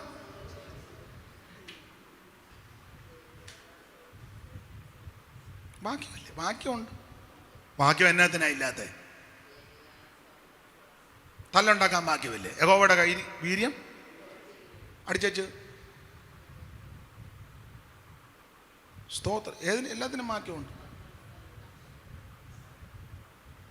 ഈസ്റ്റർ ആഘോഷിക്കുമായിരുന്നു രക്ഷിക്കപ്പെടുന്നതിന്. അങ്ങനെ എന്തെല്ലാം സ്തോത്രം. ഇവിടെ വേർപാടിനെ കാണിക്കുന്നതാ. ഞാൻ എല്ലാ ഭാഗവും എടുക്കുന്നില്ല. മിക്കവാറും നാളെ ആള് കുറയാൻ സാധ്യത കാണുന്നുണ്ട്. സ്തോത്രം. നോക്കാം. ആട്ടെ, 2 പേരേ ഉള്ളെങ്കിലും മതി. ഇത് പിടിക്കുന്നത് കൊണ്ട് ആരെങ്കിലുമൊക്കെ പിന്നീട് കാണട്ടെ. സ്തോത്രം. അവ തെസലോനിക്ക വിശ്വാസികളുടെ വിശേഷത: 1, ഇവരുടെ വിശ്വാസം വിശ്വപ്രസിദ്ധം. 2, ഇവരെല്ലാവർക്കും മാതൃകാ വിശ്വാസികളാണ്. 3, ഇവര് നല്ലതുപോലെ വേർപാട് പാലിക്കുന്നവരാ. ഒരു ദൈവ പൈതൽ, പെന്തിക്കോസുകാരൻ, പെന്തിക്കോസുകാരി നല്ലതുപോലെ വേർപാട് പാലിക്കണം. എല്ലാവരും ചെയ്യുന്നതും പ്രവർത്തിക്കുന്നതും അനുഷ്ഠിക്കുന്നതും ആചരിക്കുന്നതും അനുഷ്ഠിക്കാനും പ്രവർത്തിക്കാനും ചെയ്യാനും കാണാനും നോക്കാനും നമുക്ക് പ്രമാണമില്ല. സ്തോത്രം. തുമ്പി തുള്ളാനൊന്നും പോകരുത്. കഴിഞ്ഞു. വടംവലിക്കാനൊന്നും. വടംവലി നമുക്ക് സഭയിലുണ്ടല്ലോ. വടംവലി സെക്രട്ടറി 5-6 പേര് ഇങ്ങോട്ട് വലിക്കുന്നു, ട്രഷററും 5-6 പേരും. സഭയിലില്ല. സഭയിൽ പാനൽ, വടംവലിയല്ല, പാനൽ വലി അല്ലേ? ഇലക്ഷൻ്റെ സമയത്തൊക്കെ നല്ല നല്ല വടംവലിയല്ലേ അല്ലേ? അസംബ്ലി സോടും പുറകോട്ടൊന്നുമല്ല, നല്ല വടംവലിയാ. നല്ല ചൊവ്വിനെ വലിച്ച. പിന്നെ IPCയുടെ വലി ഞാനിപ്പോൾ പറയുന്നില്ല. ചർച്ചക്കോട്ടിൽ ഇപ്പം വടംവലി, നേരത്തെ അത്ര ഇല്ലായിരുന്നു. എല്ലായിടത്തും വടംവലിയാ. അതുകൊണ്ട് ഇവിടെ നമുക്ക് ആവശ്യത്തിന് വടംവലിയുണ്ട്. പിന്നെ ഓണത്തിന് പോയി ഉരുണ്ട് വീട് ഇടാകുമ്പോൾ ഉരുണ്ട് വീടുണ്ട. നിങ്ങൾ എന്നെ ഇങ്ങനെ രൂക്ഷമായിട്ട് നോക്കുന്നത് ഞാൻ പേടിക്കുമെന്ന് ഓർത്താന്നോ? നല്ല ചേലായി. സ്തോത്രം. പഴയ ആചാരങ്ങളും അനുഷ്ഠാനങ്ങളും മാമൂലും പിന്തുടർച്ചയും പാടില്ല. നീ ദൈവ പൈതല. കർക്കശമായ വേർപാട് പാലിക്കണം. അപ്പൊ തെസലോനിക്കയിലെ വിശ്വാസികളുടെ വിശേഷതയാ കർത്താവിൻ്റെ മഹത്വം. ഞാൻ അത് ദീർഘമാക്കുന്നില്ല. എനിക്ക് തോന്നുന്നത് നിങ്ങൾക്ക് വലിയ തൃപ്തി ഉള്ളതായിട്ട് തോന്നുന്നില്ല. അതുകൊണ്ട് ഇന്ന് രാത്രിയിൽ 9 മണിയാകുമ്പോൾ അങ്ങ് നിർത്തുക. ഞാൻ ഇച്ചിരി ഏറെ പ്രസംഗിക്കണമെന്നൊക്കെ ഓർത്താണ് വന്നത്. പക്ഷേ ഒരു മനോഗുണം കാണുന്നില്ല. അതുകൊണ്ട് ഇങ്ങനെ കാണിച്ചാലൊന്നും പ്രസംഗിക്കുകയല്ല. അതിനൊക്കെ രീതികളുണ്ട്. അപ്പം നോക്കട്ടെ, ഇന്ന് വൈകിട്ട് കുറച്ചുകൂടെ പ്രാർത്ഥിക്കട്ടെ. ഇനി എൻ്റെ പ്രാർത്ഥനാ കുറവ് കൊണ്ടായിരിക്കാം നിങ്ങൾ ഈ ടൈപ്പായിട്ടിരിക്കുന്നത്. ഞാൻ തന്നെ കുറ്റമേറ്റെടുക്കുക. രാത്രി കുറച്ചുകൂടെ പ്രാർത്ഥിക്കാം. നാളെ നോക്കട്ടെ. അപ്പം ശ്രദ്ധിക്കണം. പൗലോസ് പറയുക, ഞങ്ങൾക്ക് നിങ്ങളുടെ അടുക്കൽ എങ്ങനെയുള്ള പ്രവേശനം ലഭിച്ചു. അതിങ്ങനെ വന്നത്. ഇവരുടെ വിശ്വാസം വിശ്വപ്രസിദ്ധം. 2, ഇവര് മാതൃകാ വിശ്വാസികൾ. 3, ഇവർ നന്നായിട്ട് വേർപാട് പാലിച്ചവരാ. അതവിടെ നിൽക്കട്ടെ. ഇങ്ങനെയുള്ള ഇവർ കുറെ നാൾ കഴിഞ്ഞപ്പോൾ ഇവരുടെ വിശ്വാസം വിശ്വപ്രസിദ്ധ വിശ്വാസമുണ്ടായിരുന്ന തെസലോനിക്കരുടെ വിശ്വാസം ഇപ്പൊ കുറഞ്ഞു. അതാ 3-ാം അധ്യായത്തിന്റെ 10-ാമത്തെ വാക്യത്തിൽ പൗലോസിനെ പ്രാർത്ഥിപ്പാൻ പ്രേരിപ്പിച്ച ഒരു പ്രധാനപ്പെട്ട ഘടകം. വായിച്ചേ 3:10. ഇനി നിങ്ങളുടെ മുഖം കാണുവാനും, അല്ലയോ തെസലോനിക്കയിലെ വിശ്വാസികളെ, ഇനി നിങ്ങളുടെ മുഖം കാണുവാനും നിങ്ങളുടെ വിശ്വാസത്തിന്റെ കുറവ് തീർപ്പാനുമായി കുറവ് തീർക്കാൻ പോവുക. അപ്പൊ ഇവർക്ക് ആ വാക്യത്തിന്റെ വെളിച്ചത്തിൽ ഇവരിപ്പോൾ വിശ്വാസത്തിൽ എങ്ങനെയുള്ളവരാ? കുറവുള്ളവരാ. ആരംഭത്തിൽ എങ്ങനെ ആയിരുന്നു? ഇവരുടെ വിശ്വാസം വിശ്വപ്രസിദ്ധമാണ്. നല്ല തികഞ്ഞ വിശ്വാസികളായിരുന്നു. എന്നാൽ കുറെ നാൾ കഴിഞ്ഞപ്പോൾ ഇവരുടെ വിശ്വാസത്തിന് കുറവ് സംഭവിച്ചു. എന്തിനാ അവരുടെ കാര്യം പറഞ്ഞ? നമ്മുടെ കാര്യവും അല്ലേ? ഞാൻ എന്നെയും കൂടെ പ്രതിയാക്കുക. ഞാനും കുറ്റക്കാരനാണ്. ഞാൻ എന്നെ പ്രതിയാക്കുക. നമ്മൾ വിശ്വാസമാർഗത്തിൽ വന്നപ്പം ഇപ്പം ഈ കോവിഡ് ആയതുകൊണ്ടാണ് എല്ലാവരും കസേര അകലം പാലിച്ചൊക്കെ ഇരിക്കുന്നത്. പണ്ട് നമ്മൾ വിശ്വാസം മുട്ടയിലിരുന്ന ആത്മാവിലാകുന്നത് ഇല്ലേ? ഇപ്പോഴോ എത്രയോ നാളായൊന്ന് മുട്ടയിൽ ഇരുന്നിട്ട്. അന്നൊക്കെ പെട്ടെന്ന് ഇരിക്കുക എഴുന്നേക്ക്. ഇപ്പോൾ ഒന്ന് മുട്ടയിലിരുന്നാലോ ആരെങ്കിലും വന്ന് കൈ തരണം, എന്നാലേ. അല്ലെ പിന്നെ കയ്യും കുത്തി അവിടെ കിടന്ന് കറങ്ങുന്ന കാണാം. അരി ആട്ടുന്നത് പോലെ കിടന്ന് ആട്ടിയാലേ ഒന്ന് വയ്യ കുറ്റം പറയല്ല. പണ്ട് യോഗത്തിന് വന്നിരുന്ന പ്രാർത്ഥിക്കാന്ന് പറയുമ്പോഴേ നമ്മൾ കണ്ണടക്കിയ. ഇപ്പം പ്രാർത്ഥിക്കാന്ന് പറഞ്ഞ ഉടനെ കണ്ടോ രീതി കണ്ടോ? പണ്ട് സഭായം അങ്ങോട്ട് പ്രാർത്ഥിച്ച് നിർത്തിയ ഉടനെ പാട്ടെടുത്തിടും. ഇപ്പോഴല്ല, പണ്ട് പ്രാർത്ഥിച്ചങ്ങോട്ട് കണിങ്ങനെ ഉന്നം പിടിച്ചിരിക്കുക പാട്ട് പാടാൻ. ആ തീക്ഷണ പാട്ട് പുസ്തകമൊക്കെ എടുത്തിങ്ങനെ നല്ല ഓർമ്മയില്ലാത്തവർ പാട്ട് പുസ്തകം അത് ആവശ്യമാണ്. ഇങ്ങനെ ഇരിക്കും. പാസ്റ്റർ അങ്ങോട്ട് പ്രാർത്ഥിച്ച് ആമേൻ പറയുമ്പോൾ വാഴ്ത്തിടുന്നു പാടാൻ പറഞ്ഞ അല്ലേ? ഞാൻ എൻ്റെ രീതി പറഞ്ഞതാണ്. കുഴപ്പമൊന്നുമില്ല, പാടിക്കൊണ്ട് തെറ്റൊന്നുമല്ല, നല്ല പാട്ടല്ലേ. അപ്പൊ ആരംഭ സമയത്ത് അത്തോളം തീക്ഷണതയാ. ഇപ്പോഴോ പാസ്റ്റർ പ്രാർത്ഥന നിർത്തി അവസാനം ഒരു പാട്ട് പാടാം. ആരും പാടുന്നില്ല. പാടിയാട്ടെ ഒന്ന് പാട്ട് പാടുന്നത്. ഏത് പാട്ടാ? ചില പാസ്റ്റർമാർ പറയും ഏതേലും ഒരെണ്ണം പാട്. എൻ്റെ ദൈവത്താൽ അവന് ഇതിനെപ്പറ്റി യാതൊരു ബോധവും. സ്തോത്രം. ആരാധന തുടങ്ങുമ്പോൾ ഏത് പാട്ട് പാടാം ഒന്നും അറിയത്തില്ല. അപ്പൊ ആരംഭകാലത്ത് നല്ല തീക്ഷണതയാ. ഇപ്പൊ പിന്നെ സഭകളിൽ അധികം സാക്ഷ്യത്തിന് സമയം കൊടുക്കുന്നില്ല. പണ്ടൊക്കെ സാക്ഷിക്കുള്ള സമയമാണെന്ന് പറഞ്ഞാൽ വെടി തീർക്കും പോലെ പഴയ അമ്മച്ചിമാര് 2 ശീലി പാട്ടുമൊക്കെ ചാടി ഒരു എഴുന്നേപ്പും. ഇപ്പോഴോ ഇപ്പൊ ഇരുന്ന് ആലോചിക്കും പറയണോ? കാരണം എന്തെങ്കിലും കുരുക്കൊപ്പിക്കാനായി ആലോചിക്കുന്നത്. പിന്നെ ആ കൂടെ പറഞ്ഞ സാക്ഷി മോൻ ദുബൈയിൽ നിന്ന് വന്നിട്ടുണ്ട്, അവന് വേണ്ടി എല്ലാവരും പ്രാർത്ഥിക്കണം. വീടിൻ്റെ പണി നടന്നുകൊണ്ടിരിക്കുന്നു. ബ്ലസ്സിക്ക് ഒരു വിവാഹം നടക്കണം. പിന്നെ ഞാൻ ശാരീരികമായിട്ട് ആരാധന കഴിഞ്ഞ് മെഡിക്കൽ കോളേജിൽ പോകുന്നുണ്ട്. ഇതൊക്കെ അല്ലേ സാക്ഷി? കഴിഞ്ഞ ദിവസം പോയി ഷുഗർ നോക്കിയപ്പോൾ 300.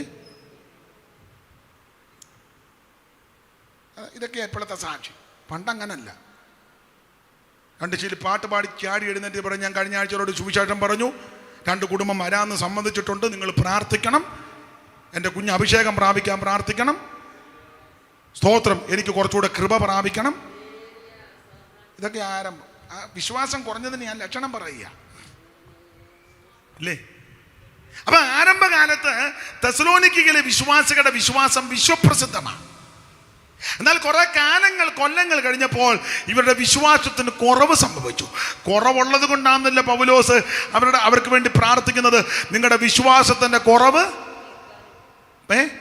തീർക്കണം, പരിഹരിക്കണം. ഞാൻ ഇനി കുറ്റമായിട്ട് പറയുന്നില്ല.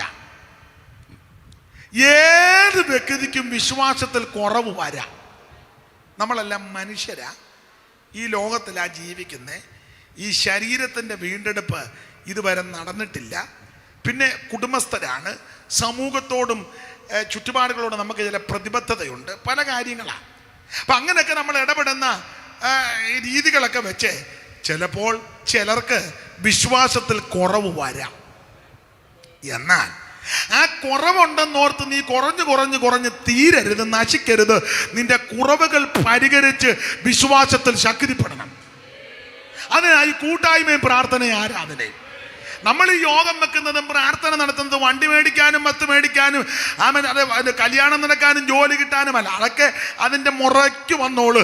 നിന്റെ വിശ്വാസത്തിൽ നീ ശക്തിപ്പെടാനാ. നീ വിശ്വാസത്തിൽ ബലപ്പെടണം. നീ വിശ്വാസത്തിൽ ക്ഷീണിക്കരുത്. നീ വിശ്വാസത്തിൽ ധൈര്യപ്പെടണം. ധൈര്യപ്പെട്ട് അത് വേർപാട് പാലിച്ച് കർത്താവിൻ്റെ വരവിന് വേണ്ടി ഒരുങ്ങണം. അതിനാ യോഗങ്ങൾ. അപ്പോൾ വിശ്വാസത്തിന്റെ കുറവ് ഞാൻ പറയാനുണ്ട്. ഏത് വ്യക്തിക്കും വിശ്വാസത്തിൽ കുറവ് വരാം. ആട്ടെ, ഉദാഹരണം, നിങ്ങൾ വചനമൊക്കെ ഗ്രഹിക്കുന്നവരുണ്ട്. ഉദാഹരണം, വിശ്വാസികളുടെ പിതാവ് ആരാ? സാധാരണ വേദപുസ്തകത്തിന്റെ ഭാഷയിൽ ആരാ? അബ്രഹാം.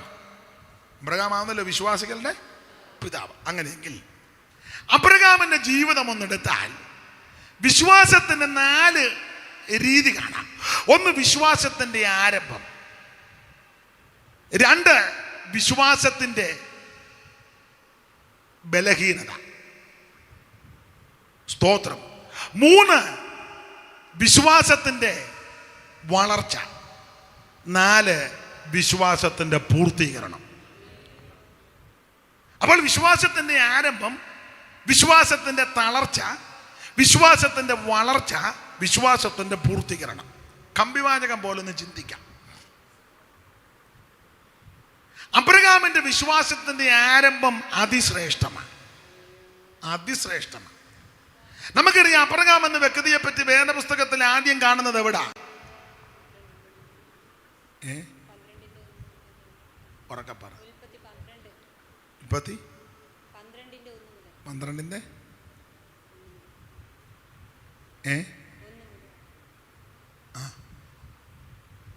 അബ്രഹാം എന്ന വ്യക്തിയെ പറ്റി വേദപുസ്തകത്തിൽ ആദ്യം എഴുതിയിരിക്കുന്നത്. ആട്ടെ, സമയം പോകുന്നു. ഉൽപ്പത്തി പുസ്തകം 11-ാം അധ്യായത്തിന്റെ 26 വായിച്ചേ. തേരഹിന് 70 വയസ്സായപ്പോൾ അവൻ അബ്രാം, നാഹോർ, ഹാരാൻ എന്നിവരെ ജനിപ്പിച്ചു. വേദപുസ്തകത്തിൽ അബ്രഹാമിനെ പറ്റി ആദ്യം കാണുന്ന ഉൽപ്പത്തി 11:26. 12-ാം അധ്യായത്തിൽ അബ്രഹാമിന്റെ വിളിയെ കാണുക. ഇനി 12-ൽ വായിച്ചേ മോളെ.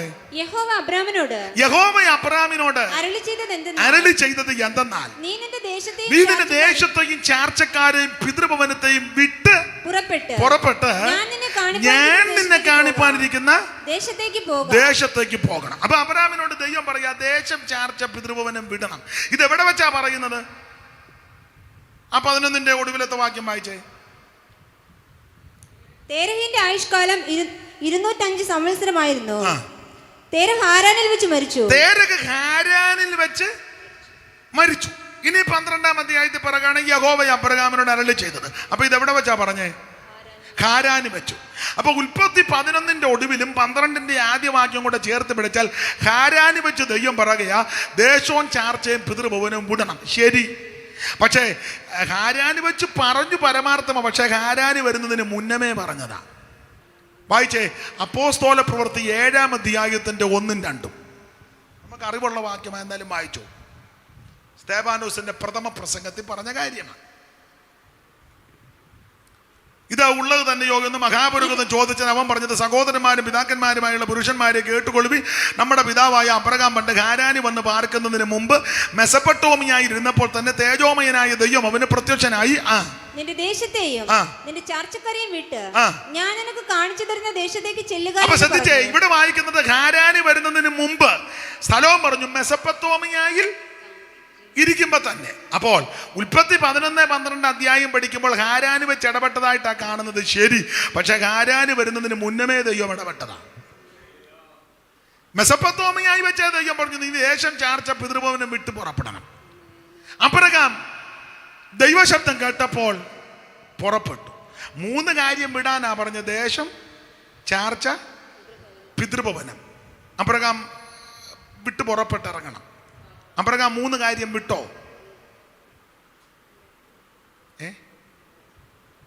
എന്തേലും പറ. 2 കാര്യമേ വിട്ടുള്ളൂ. ഒരു കാര്യം വിട്ടത് ഏതൊക്കെയാ, വിടാത്തത് ഏതൊക്കെയാ? വിട്ടതിനെ ആദ്യം പറ. ദേശം വിട്ടു, പിതൃഭവനവും വിട്ടു, പിന്നെ ചാർച്ചക്കാരെ വിട്ടിട്ടില്ല. ചാർച്ചക്കാരുടെ പ്രതിനിധിയായിട്ടായി ലോത്ത് കൂടെ നിൽക്കുന്നു. ഇടയ്ക്ക് വരെ അപ്പനും ഉണ്ടായിരുന്നു. അപ്പൊ ചാർച്ചക്കാരുടെ പ്രതിനിധിയായിട്ട് ലോത്തുമുണ്ട്. ഞാൻ ആ ഭാഗമൊന്നും വിവരിക്കുന്നില്ല.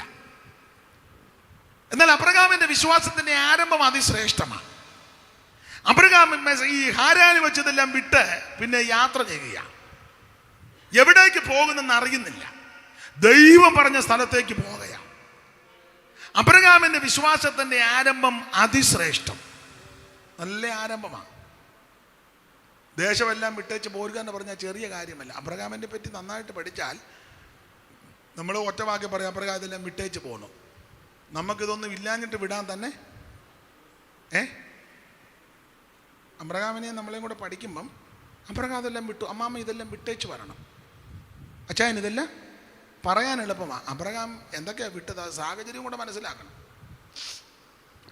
അബ്രഹാമിനെ പറ്റി പഠിക്കുമ്പോൾ ഒന്ന്, അബ്രഹാമിന്റെ കുടുംബം ഒരു വലിയ കുടുംബമാണ്. വേദപഠിതാക്കളിൽ ചിലർ പറയുന്നത് ഏതാണ്ട് 1800 ശിഷ്ടം അംഗങ്ങളുള്ള ഒരു മകത്തായ ബൃഹത്തായ കുടുംബമാണ് അബ്രഹാമിന്റെ കുടുംബം. അംഗബലമുള്ള കുടുംബമാണ്, ചെറിയ കുടുംബമല്ല. ഇപ്പോഴത്തെ അണുകുടുംബം പോലല്ല. ഇപ്പൊ അപ്പനും അമ്മയും 2 പിള്ളേരും. അമ്മച്ചി എവിടെ? അമ്മച്ചി അനാഥശാലയെ വിട്ടിരിക്കുക. മിക്കയിടത്തും അമ്മമാര് പെൺപിള്ളേരുടെ കൂടെ, മോൻ്റെ കൂടെ നിൽക്കുന്നില്ല ചിലയിടത്ത്. കാരണം മരുമകൾ അമ്മേ പറ, മരുമക്കൾ പറ. യോടി മിക്ക അമ്മമാരും കൂടുതൽ സമയവും പെൺപിള്ളേരുടെ കൂടെ. അപ്പൊ അവിടുത്തെ അമ്മയും അവിടുത്തെ പെൺപിള്ളേരൊക്കെ പോയി. ഇങ്ങനെ ഭർത്താവിൻ്റെ അമ്മയെ കൂടെ നിർത്താത്ത ധാരാളം പെന്തിക്കോസുകാരി സഹോദരിമാരുണ്ട്. നിങ്ങളുടെ കാര്യം എങ്ങനെയാണെന്നറിയാൻ മേലെ പറയൊന്നും വേണ്ട. ആത്മാവിലാകുന്നതിന് ഒരു കുറവും ഇല്ല. നന്നായിട്ട് മറുഭാഷയും പറയും, മേപ്പോട്ട് ചാടുകയും ചെയ്യും. ഇപ്പം 5 ബൈബിളായി. കാരണം കുത്തഴിഞ്ഞ് ബൈബിളിൻ്റെ എപ്പോഴും അങ്ങ് മറിച്ച്. പക്ഷേ അപ്പനെ അമ്മയും വീട്ടിൽ നിർത്തുകയില്ല. എല്ലാവരും എടുക്കപ്പെട്ടതാണെന്നോ അതോ അല്ല, അനക്കോ ഒന്നും കേൾക്കുന്നില്ല. സ്തോത്രം.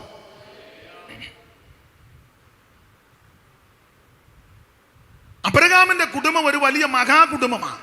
1800 ശിഷ്ടം അംഗങ്ങളുള്ള മകത്തായ ബൃഹത്തായ വലിയ കുടുംബമാണ് അബ്രഹാമിന്റെ കുടുംബം. പക്ഷേ ദൈവശബ്ദം കേട്ടപ്പോൾ കുടുംബത്തെ വലുതായി കണ്ടില്ല, കുടുംബം വിട്ടേച്ചിറങ്ങി. നമ്മൾ ചിലരോട് സുവിശേഷമൊക്കെ പറയല്ലേ, അച്ചായ മാനസാന്തരപ്പെടണം, യേശുവിനെ അറിയണം, രക്ഷിക്കപ്പെടണം, സ്നാനപ്പെടണം, അഭിഷേകം പ്രാപിക്കണം, ആമേ കൃപയിൽ വരണം എന്നൊക്കെ പറയുമ്പോൾ ചെല്ല് പറയും, തങ്കച്ച ഇതെല്ലാം ഞങ്ങൾക്ക് അറിയാം, ഇത് സത്യമാണെന്നും അറിയാം. പക്ഷേ തങ്കച്ചൻ ഉദ്ദേശിക്കും പോലെ ഞങ്ങളുടെ കുടുംബമെന്ന് പറഞ്ഞാൽ ഈ കാഞ്ഞിരംകുളം പൂവാറെന്ന് പറയുന്ന സ്ഥലത്ത് ഞങ്ങളുടെ കുടുംബക്കാരെന്ന് പറഞ്ഞാൽ വലിയ നമ്പർ 1 കുടുംബമാണ്. അങ്ങനെ പെട്ടെന്നൊന്നും ഇറങ്ങി വരാൻ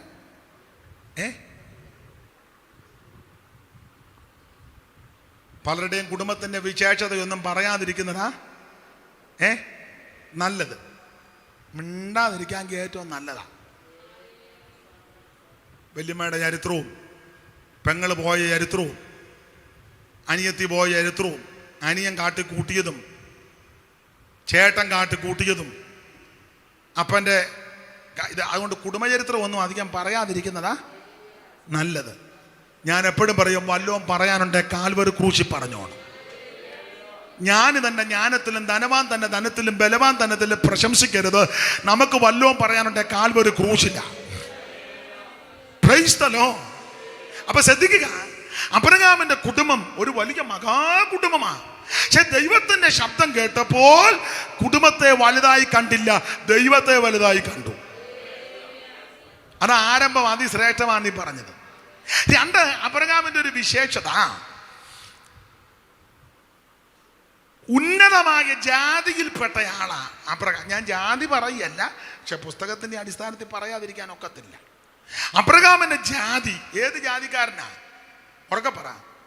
അബ്രഹാം ഏത് ജാതിയാ? യോടി, അബ്രഹാം ഏത്, മനസ്സിലാകാഴിയാണോ? അബ്രഹാം ഏത് ജാതിപ്പെട്ടതാന്ന്?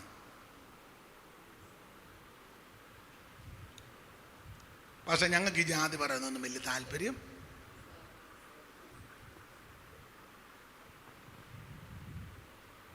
കൊള്ളാം, ഞങ്ങൾ ദൈവമക്കളാണ്. ആ വിശേഷം ഒന്നും എന്നോട് ഇപ്പം പറയാതിരിക്കുന്നതാ. ഒരു കല്യാണ ആലോചന വരട്ടെ, കല്യാണാലോചന വരട്ടെ. ചെല്ലു പറയുന്നത് കേട്ടില്ലേ, പാസ്റ്റേ മോനൊരു പെൺകുട്ടിയെ വേണം. ചില പാസ്റ്റർമാർ പലയിടത്ത് പോയി പലരെ പരിചയമുള്ളത് കൊണ്ടാണ്. എന്തുവാ നിങ്ങളുടെ ഡിമാൻഡ്? ഞങ്ങൾക്കൊന്നുമില്ല, നല്ലൊരു പെൺകുട്ടി ആയിരിക്കണം, ആത്മീയമുള്ള. അപ്പം ഇടനിലക്കാരനോ ബ്രോക്കറോ പാസ്റ്റർമാരോ പറഞ്ഞത് ഇന്നടത്തൊരു നല്ല പെൺകുട്ടിയുണ്ട്, നല്ല ആത്മീയമാണ്, അവൾക്ക് വേദപുസ്തകമെല്ലാം നല്ല തിട്ടമാണ്, നന്നായിട്ട് പാട്ട് പാടുകയും പ്രാർത്ഥിക്കുകയും മിക്കപ്പോഴും ഉപവാസവും പ്രാർത്ഥനയാണ്, നല്ല പക്വതയും പാകതയൊക്കെ ഉള്ള നല്ലൊരു പെൺകുട്ടി നമുക്കൊന്ന് ആലോചിക്കും. ആലോചനയെല്ലാം വന്ന് മുറുകി വന്നു കഴിയുമ്പോൾ ചോദിക്കും, നമ്മുടെ തന്നെയാണോ? നിങ്ങൾക്ക് മനസ്സിലാകാഴിയാണോ, അതോ നിങ്ങളെല്ലാം കൂടെ ഒത്തോണ്ട് എന്നെ പൊട്ടം കളിപ്പിക്കുകയാണോ? അവിടെ ഞാൻ പോയി കഴിയുമ്പം കളിപ്പിച്ചേ അത് പറയാനാണോ?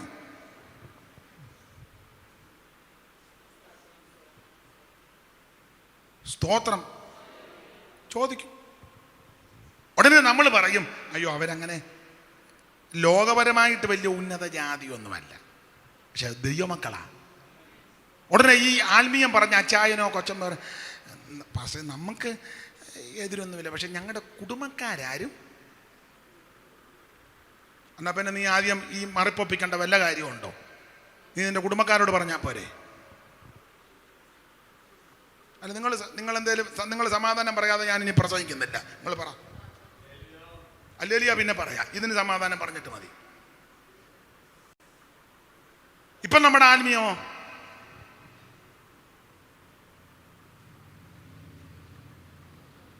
അമ്മാമ്മ പോകാനൊരുങ്ങാന്നോ? പുറകോട്ട് നോക്കി പോണോ? നമുക്ക് 9 പോയാൽ പോരെ? 9 മണി മതി, അത് മതി. ഇതുകൂടെ അങ്ങ് കേട്ടേച്ച് പോവാ. സ്തോത്രം. ആട്ടെ, ഞാൻ വിവരിക്കുന്നില്ല. അബ്രഹാമിന്റെ ജാതി ഒറ്റ വാക്കി പറയാം, നിങ്ങൾ പുസ്തകം പഠിച്ച കൽദായ ജാതിയാ. ഈ കൃപയിൽ വരുന്നതിന് മുമ്പ് കൽദയ ജാതി. കൽദയ ജാതി എന്ന് പറഞ്ഞാൽ അന്നത്തെ ജാതികളിൽ ശ്രേഷ്ഠമേറിയ ഒരു ജാതിയാ. ഉഗ്രന്മാരാ, ഭൂമണ്ഡലം മുഴുവൻ കൈയടക്കുന്നവരാ. കൽദയ ജാതിക്കാർ അറിവും ജ്ഞാനവും വിവേകവും വൈഭവശേഷിയുള്ളവരാ. എല്ലാ വാക്യങ്ങളും ഇപ്പോൾ എടുപ്പിക്കുന്നില്ല. അപ്പോൾ ജാതിയിൽ ഉന്നതനായിരുന്നു അബ്രഹാം. പക്ഷേ ദൈവശബ്ദം കേട്ടപ്പോൾ തൻ്റെ ജാതി വലുതായി തോന്നിയില്ല, ദൈവത്തെ വലുതായി തോന്നി. ചെറിയ കാര്യമല്ല അബ്രഹാം ഇറങ്ങിയത്. നമ്മൾ പലരോട് സുവിശേഷമൊക്കെ പറയുമ്പോൾ പറയും ഇതെല്ലാം സാധ്യമാണ്, പക്ഷേ ഞങ്ങളുടെ ആൾക്കാരെന്ന് പറഞ്ഞാൽ പിന്നെ പാസ് ഉദ്ദേശിക്കും പോലൊന്നുമല്ല. ഞങ്ങളുടെ ആൾക്കാർ ജാതി, ഞങ്ങളുടെ കുടുംബക്കാർ ഇപ്പോഴും ചിലരുടെ വീട്ടിൽ നിന്ന് വെള്ളം കുടിക്കുകയില്ല, അങ്ങനത്തെ ജാതിയാണ്.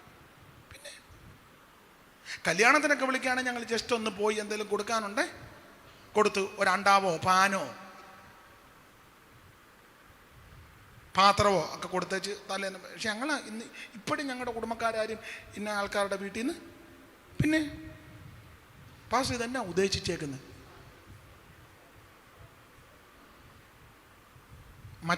അവർ കുറഞ്ഞതാണ്, ഞങ്ങൾ പിന്നെ പാട്ട് പാടുമ്പോൾ ഒടുവിലത്തെ ലൈൻ വരുമ്പോൾ ഇങ്ങനായിരുന്നു വിറയ്ക്കുന്നത്. ആദ്യത്തെ ലൈൻ പാടുമ്പം മറക്കിയല്ല, ഒടുവിൽ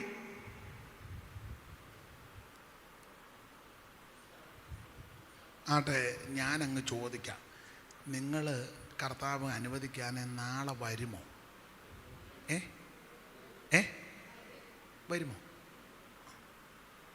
അല്ല, നോട്ടോ ഇരിപ്പം കണ്ടിട്ട് എങ്ങനെയും മല്ലച്ചാതി നിർത്തിയേച്ചൊന്ന് ഇവിടുന്ന് രക്ഷപ്പെട്ടാൽ മതി എന്നുള്ള ചിന്തയല്ല, അതറിയണ്ടേ. അവസാനം ഞാൻ നാളെ ഇവിടെ വരികയും നിങ്ങൾ വരാതിരിക്കുകയും ചെയ്താൽ അതൊരു സുഖമല്ലല്ലോ. വേണം ഞാനങ്ങ് ഒഴിഞ്ഞു തന്നേക്കാം.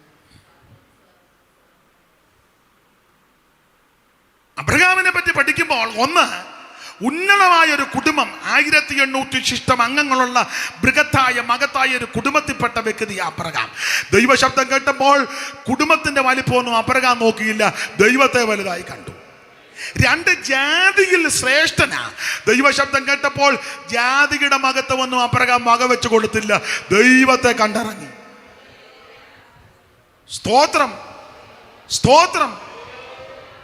3, അബ്രഹാമിനെ പറ്റി പഠിക്കുമ്പോൾ അബ്രഹാം മെസപ്പൊത്തോമിയക്കാരനാണ്. നമുക്കറിയാം, ലോക സംസ്കാരത്തിൽ നമ്പർ 1 സംസ്കാരമാണ് മെസപ്പൊട്ടോമിയൻ സംസ്കാരം. അല്ലേ മോനെ? അല്ലേ? മെസപ്പൊട്ടോമിയ ഉന്നതമായ സംസ്കാരത്തിൽ പെട്ടയാളാണ് അബ്രഹാം.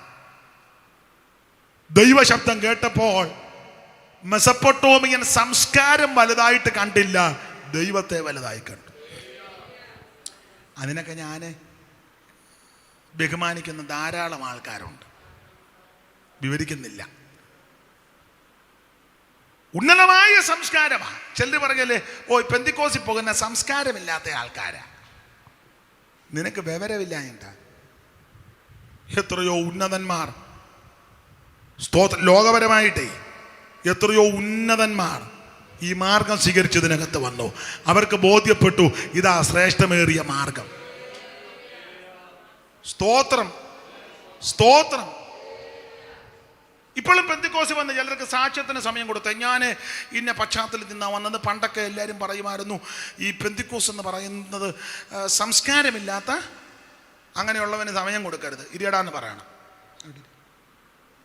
അവിടെ നിന്റെ അദ്വൈതം ഒന്നും കേൾക്കണ്ട. പെന്തിക്കോസ് വന്നതെല്ലാം കൊള്ളുകല്ലാത്ത ആൾക്കാരാണോ?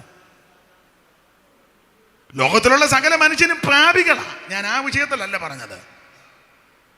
ലോകപരമായി വിദ്യാഭ്യാസമുള്ളവരും ഉന്നത കുലജാതികളും മാന്യന്മാരും ഒക്കെ ഈ മാർഗത്തിൽ വന്നിട്ടുണ്ട്. അത് ഈ മാർഗത്തിന്റെ ശ്രേഷ്ഠതയാണ്. സ്തോത്രം. ഈ മാർഗം തെറ്റായ മാർഗമല്ല, ശരിയായ മാർഗമാണ്. അപ്പൊ സംസ്കാര സമ്പന്നമായ മെസപ്പൊട്ടോമിയ എന്ന അബ്രഹാം ഇറങ്ങിത്തിരിച്ചത്. അപ്പൊ 1, വലിയൊരു കുടുംബത്തിൽപ്പെട്ടയാള്. 2, ജാതിയിൽ ഉന്നതൻ. 3, സംസ്കാര സമ്പന്നമായ മെസപ്പൊട്ടോമിയയിൽ ജനിച്ചത്. 4മത്തെ ഒരു വിശേഷത, അബ്രഹാം കൽദയ പട്ടണമായ ഊര്, അപ്പൊ ടൗണിലാണ്, പട്ടണവാസിയാണ്. എന്നാൽ ദൈവശബ്ദം കേട്ട് കഴിഞ്ഞപ്പോൾ ആ പട്ടണത്തിലെ സുഖജീവിതം വേണ്ട, ദൈവശബ്ദത്തിന് ചെവി കൊടുത്ത് ഇറങ്ങിത്തിരിച്ചു. മുമ്പേ പറഞ്ഞ പോലെ ആ കാര്യത്തിന് ഞാൻ ഏറ്റവും ആദരിക്കുകയും ബഹുമാനിക്കുകയും ചെയ്യുന്നത് മിഷനറിമാരെയാണ്. അമേരിക്കയിൽ നിന്നും ലണ്ടനിൽ നിന്നും അങ്ങനെയുള്ള നല്ല നല്ല ഉന്നതമായ പട്ടണങ്ങളൊക്കെ സ്ഥിതി ചെയ്യുന്ന ആ വലിയ വലിയ രാജ്യത്തിൽ നിന്ന് അവിടുത്തെ സുഖലോലുപതയെല്ലാം വിടിഞ്ഞ് അനേകം മിഷനറിമാര് യാതൊരു മെച്ചോ അന്നത്തെ കാലത്തില്ലാതിരുന്ന ഈ രാജ്യത്ത്, ഈ സംസ്ഥാനത്ത് വന്ന് ആർക്കും വേണ്ടാതെ മുദ്രയടിക്കപ്പെട്ട, ഞാനിനി ഓപ്പണായിട്ട് പറയാം, അധസ്ഥിതരും അധകൃതരെന്ന് പറഞ്ഞ ആൾക്കാരുടെ ഇടയിൽ വന്ന് നല്ല തുണി പോലും വന്ന് ഉടുക്കുന്നില്ല. മുഴുവൻ പാടത്ത് പണിയെടുക്കുക. വൃത്തിയുള്ള ഒരു ശരീരമല്ല, കാരണം ചേറും ചെളിയ. നല്ല വസ്ത്രമില്ല. ഭക്ഷണക്രമവും അവരുടെ രീതിയല്ല, എല്ലാത്തിനും വിഭിന്നമാണ്. എന്നാൽ യേശു ക്രിസ്തുവിൻ്റെ സ്നേഹം അവരെ നിർബന്ധിച്ചു കഴിഞ്ഞപ്പോൾ, ക്രിസ്തു ദർശനം കിട്ടിക്കഴിഞ്ഞപ്പോൾ അവരുടെ സുഖജീവിതവും ആ ടൗണിലെ എല്ലാ കാര്യങ്ങളും മാറ്റി. അന്ന് കറണ്ട് പോലും ഇവിടെ സുലഭമല്ല. അങ്ങനത്തെ കാലത്ത് അതെല്ലാം വിട്ടേച്ച് ഈ കൊച്ചു കേരളത്തിൽ വന്ന്, അല്ലെങ്കിൽ ഇന്ത്യയിൽ വന്ന്, ഈ കേരളത്തിൽ വന്ന് നമ്മുടെ പിതാക്കന്മാർക്ക് സുവിശേഷം പറഞ്ഞു കൊടുത്ത്, ഈ സത്യസുവിശേഷം അറിയിച്ചു കൊടുത്ത്, അവർക്ക് അക്ഷരം പഠിപ്പിച്ച്, നല്ല വസ്ത്രം കൊടുത്ത്, വിദ്യ കൊടുത്ത്, അവരെ ചേർത്ത് നിർത്തി ഈ മാർഗം പഠിപ്പിച്ച ആ മിഷണറിമാരുടെ നല്ല പ്രവൃത്തി ഓർത്ത് ഇന്ന് രാത്രി ഞാൻ ദൈവത്തിന് മഹത്വം കൊടുക്കുക. അവരാ പട്ടണത്തിലെ ജീവിതവും സംസ്കാര ജീവിതവും ഒക്കെ വലുതായി കണ്ടിരുന്നെങ്കിലോ നമ്മൾ ഇന്നും ഇതിനകത്ത് വരാൻ താമസിച്ചേനും. അവരതൊന്നും വലുതായി കാണാതെ യേശു ക്രിസ്തുവിന് ദർശനമേറ്റെടുത്ത് ഈ രാജ്യത്ത് വന്ന് സുവിശേഷം അറിയിച്ചത് കൊണ്ടും ഇതിനൊക്കെ വരുത്തിയത് കൊണ്ടാണ് എനിക്ക് നിങ്ങൾക്കും ഇന്ന് അന്തസ്സോടെ കർത്താവിൻ്റെ സാക്ഷികളാകാനിടയായത്. Praise the Lord. അബ്രഹാമിന്റെ ജീവിതം, ആ വിശ്വാസത്തിന്റെ ആരംഭം അതിശ്രേഷ്ഠമാണ്. അതിശ്രേഷ്ഠം, എല്ലാം വിവരിക്കുന്നില്ല. അപ്പോൾ ആരംഭം അതിശ്രേഷ്ഠം. പക്ഷെ ആരംഭം അതിശ്രേഷ്ഠമാണെങ്കിലും ഈ അബ്രഹാമിനും വിശ്വാസത്തിൽ അല്പ തളർച്ചയുണ്ടായി. കുറെ കഴിഞ്ഞപ്പോൾ അബ്രഹാമിന് വിശ്വാസത്തിൽ അല്പ ക്ഷീണം, തളർച്ച. അതേതാ തളർച്ച? 12:10 വായിച്ചേ. അബ്രഹാമിന് വിശ്വാസത്തിൽ ഒരു ചെറിയ ക്ഷീണം. ദേശത്ത് ക്ഷാമമുണ്ടായി. ദേശത്ത് ക്ഷാമം കഠിനമായി തീർന്നത് കൊണ്ട് അബ്രഹാം മിസ്രയീമിൽ ചെന്ന് പാർക്കാൻ അവിടേക്ക് പോയി. അതാ ചെറിയ ക്ഷീണം വന്നത്. വിശ്വാസത്തിൽ സംഭവിച്ചൊരു ചെറിയ ബലഹീനത. ക്ഷീണമെന്ന് പറയുന്നില്ല, കാരണം വേറൊരു വാക്യമുണ്ട്, അബ്രഹാം വിശ്വാസത്തിൽ ക്ഷീണിച്ചില്ലെന്ന്. ചിലപ്പോൾ ആ വാക്യം എടുത്ത് എന്നെ പൂട്ടാൻ നോക്കും. അപ്പം അതുകൊണ്ട് വിശ്വാസത്തിൻ്റെ ബലഹീനത, അങ്ങനൊരു വാക്യമില്ല. അബ്രഹാമിന് വിശ്വാസത്തിനൊരു ബലഹീനത സംഭവിച്ചു. അതാ ഇവിടെ സ്തോത്രം. ദേശത്ത് ക്ഷേമം കഠിനപ്പെട്ടപ്പോൾ അബ്രഹാം നേരെ മിസ്രയീമിലോട്ട് പോയി. പിന്നെ പോയ പോക്കിന് അമ്മാമ്മയോട് പറഞ്ഞു, സിസ്റ്റർ സാറാമ്മയോട് പറഞ്ഞു, സാറാമ്മ നമ്മൾ മിസ്രയീമിലോട്ടൊന്ന് പോവാന്ന് പറഞ്ഞു. അപ്പോൾ സാറാമ്മ പറഞ്ഞു, നമ്മൾ കനാനിൽ പോവാന്ന് പറഞ്ഞാന്നല്ലോ അവിടുന്ന് ഇറങ്ങി. ആരംഭം. ഉടനെ അബ്രഹാം പറഞ്ഞ് കനാനിൽ പോകും വയ മിസ്രയീം. വണ്ടിയുടെ ബോർഡ് കണ്ടിട്ടില്ലേ? ചെറിയ ക്ഷീണം. പിന്നെ അബ്രഹാം സാറാമ്മയോട് പറഞ്ഞു, സാറാമ്മേ ഒരു കാര്യം നീ ശ്രദ്ധിച്ചോണം, നമ്മൾ മിസ്രയീമിൽ ചെല്ലുമ്പോൾ നീ എൻ്റെ സിസ്റ്ററാന്നേ, വൈഫാന്ന്, ഒരു ചെറിയ അഡ്ജസ്റ്റ്മെൻറ്റ്. അപ്പോൾ സാറാമ്മ പറഞ്ഞു, നിങ്ങൾ എൻ്റെ ഭർത്താവല്ലേ, ഞാൻ നിങ്ങളുടെ ഭാര്യയല്ലേ? അതെ, പക്ഷെ നമ്മൾ ഇവിടെ താമസിക്കാൻ വളരെ അഡ്ജസ്റ്റ് ചെയ്യും. 20-ാം അധ്യായത്തിലുണ്ട്, വാസ്തവത്തിൽ അവളെൻ്റെ പെങ്ങൾ തന്നെയാണ്. അതുകൊണ്ട് അങ്ങനെ അബ്രഹാമും സാറാമയും കൂടെ മിസ്രയീമിൽ അഡ്ജസ്റ്റ്മെന്റിലെ ജീവിതമായിരുന്നു. ബലഹീനതയാണ്. ആ ബലഹീനത എന്നാന്ന് ഞാൻ ഒറ്റവാക്കി പറയാം, വിവരിച്ച് പറയേണ്ടതാ. ഒറ്റവാക്കി പറഞ്ഞ് നിങ്ങൾക്ക് ബോധ്യപ്പെടും. അങ്ങനെ വിശ്വാസത്തിൽ ബലഹീനത വന്നു. ആ ബലഹീനത വന്നപ്പോഴാ ഈ ഹാഗാറിനെ കിട്ടിയത്. കാരണം എങ്ങനെ അടിച്ചിരിക്കുന്ന മിസ്രയീമിയ ദാസിയായ ഹാഗാർ. ഈ മിസ്രയീമിലെ പോക്കിലാണ് ഹാഗാറിനെ കിട്ടിയത്. ഹാഗാറിനെ കിട്ടിയത് കൊണ്ടാ ചെറുക്കനുണ്ടായത്. ആര്? അവനിൽ നിന്നാണ് 12 പ്രഭുക്കന്മാരുണ്ടായത്. ഓരോ കുരുക്ക് വരുന്ന കണ്ടോണം. ആ 12 പ്രഭുക്കന്മാരിൽ നിന്നാണ് ഇന്ന് ലോകത്തിൽ കാണുന്ന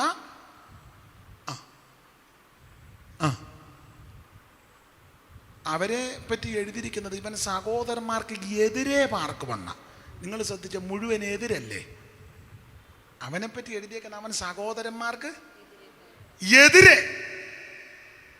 എതിരാ.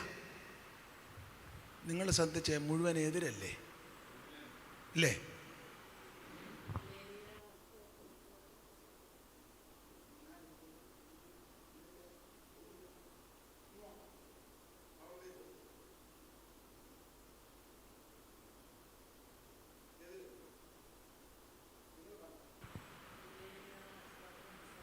നമ്മൾ ഇവിടെ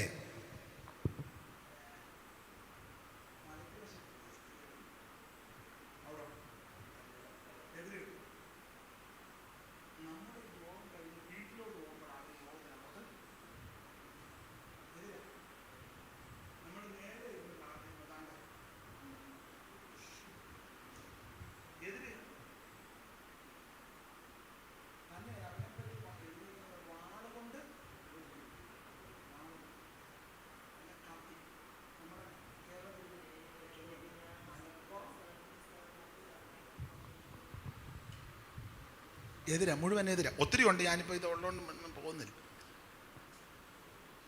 ഇന്ന് വരെ പ്രശ്നം തീർന്നിട്ടുണ്ടോ? പേപ്പർ എടുത്ത് വായിച്ചേ, പ്രശ്നമല്ലേ ഇല്ലേ?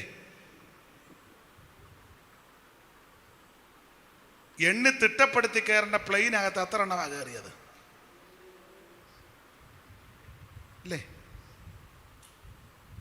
നിങ്ങളിതൊന്നും വായിക്കുന്നില്ലേ, കാണുന്നില്ലേ? ഞാൻ പല പ്രാവശ്യം വെളിനാട്ടിൽ പോയിട്ടുണ്ട്. നിങ്ങളിലും ചിലർ വിമാനത്തിൽ കയറി പോയിട്ടുണ്ട്. നമ്മൾ വിദേശ രാജ്യത്ത് പോകുമ്പം നമ്മുടെ ലഗേജ് അത്യാവശ്യം, ഞങ്ങളൊക്കെ അനോപദേശമായിരുന്ന ബൈബിള്, പാട്ടുപുസ്തകം, നോട്ട് ബുക്ക് ഉണ്ടെങ്കിൽ അത്, ഡ്രസ്സ്, പിന്നെ നമ്മളെ ക്ഷണിക്കുന്നവരോട് നമുക്ക് ചില കടപ്പാടുകളുള്ളത് കൊണ്ട് ചിലപ്പോൾ നാട്ടിൽ നിന്ന് ചെല്ലുന്നതല്ലേ, ഇച്ചിരി മിച്ചറോ മുമ്പേ പറഞ്ഞ പോലെ ഏത്തക്ക വറുത്തതോ അല്ലെ വീട്ടിലുണ്ടായ എന്തെങ്കിലും സാധനങ്ങളുണ്ടല്ലോ ഇല്ലേ, അല്ലെ ഇച്ചിരി അച്ചാറ്, സമ്മന്തിപ്പൊടി. ഇവിടെ സമ്മന്തിപ്പൊടി എന്നാണോ പറയുന്നത്? ഇവിടെ തിരുവനന്തപുരത്ത് സമ്മന്തിപ്പൊടി, അങ്ങനെയുള്ളതൊക്കെയാണ് നമ്മൾ കൊണ്ടുപോകുന്നത്. പക്ഷെ അവിടെ ചെന്ന് കഴിഞ്ഞ് പരിശോധനയ്ക്ക് എൻ്റെ ദൈവമേ ഷൂ വരെ ഊരിക്കും. നമ്മുടെ ഇച്ചിരി അച്ചാറിരിക്കുന്നതിനാ. ബെൽറ്റുമൊക്കെ ഊരുക, ഓർത്ത നിന്ന് ഇങ്ങനെ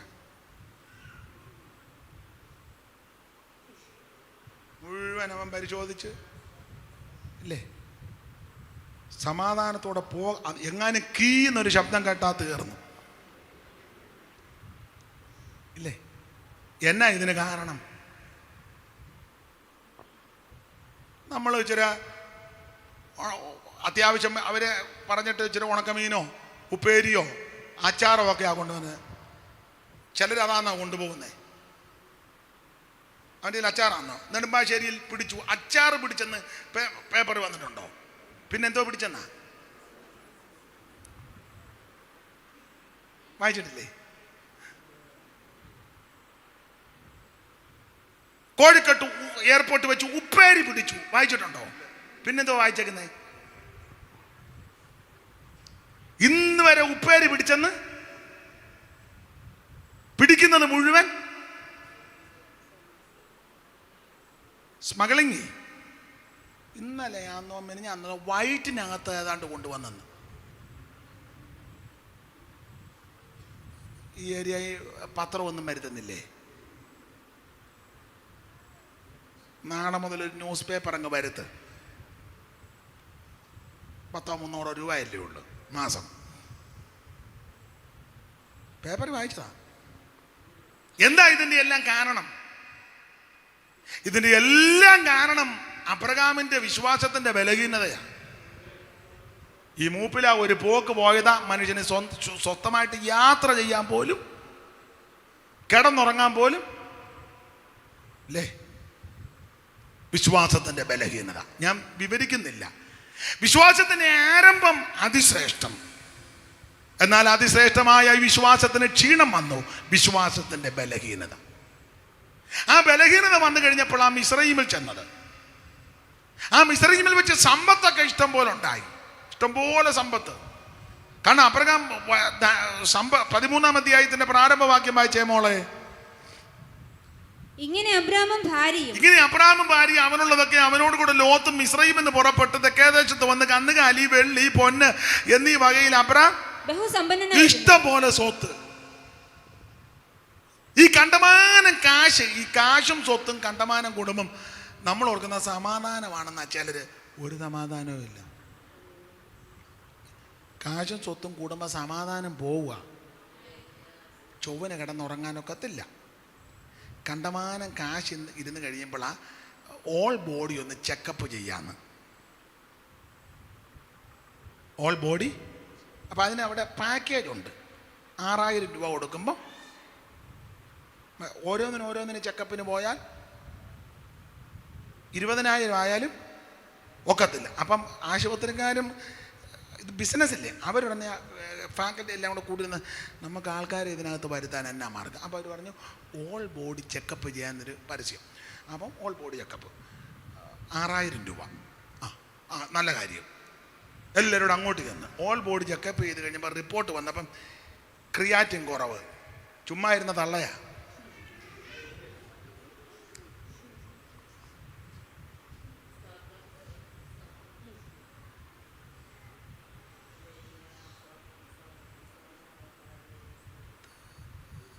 ഒരു ഞരമ്പിന് ചെറുതായിട്ട്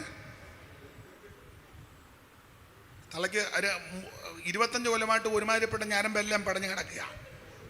അതല്ലേ മരുമകളോട് കയറി കൊമ്പ് കോർക്കുന്നേ. ചെക്കപ്പിന് ചെന്നതാ.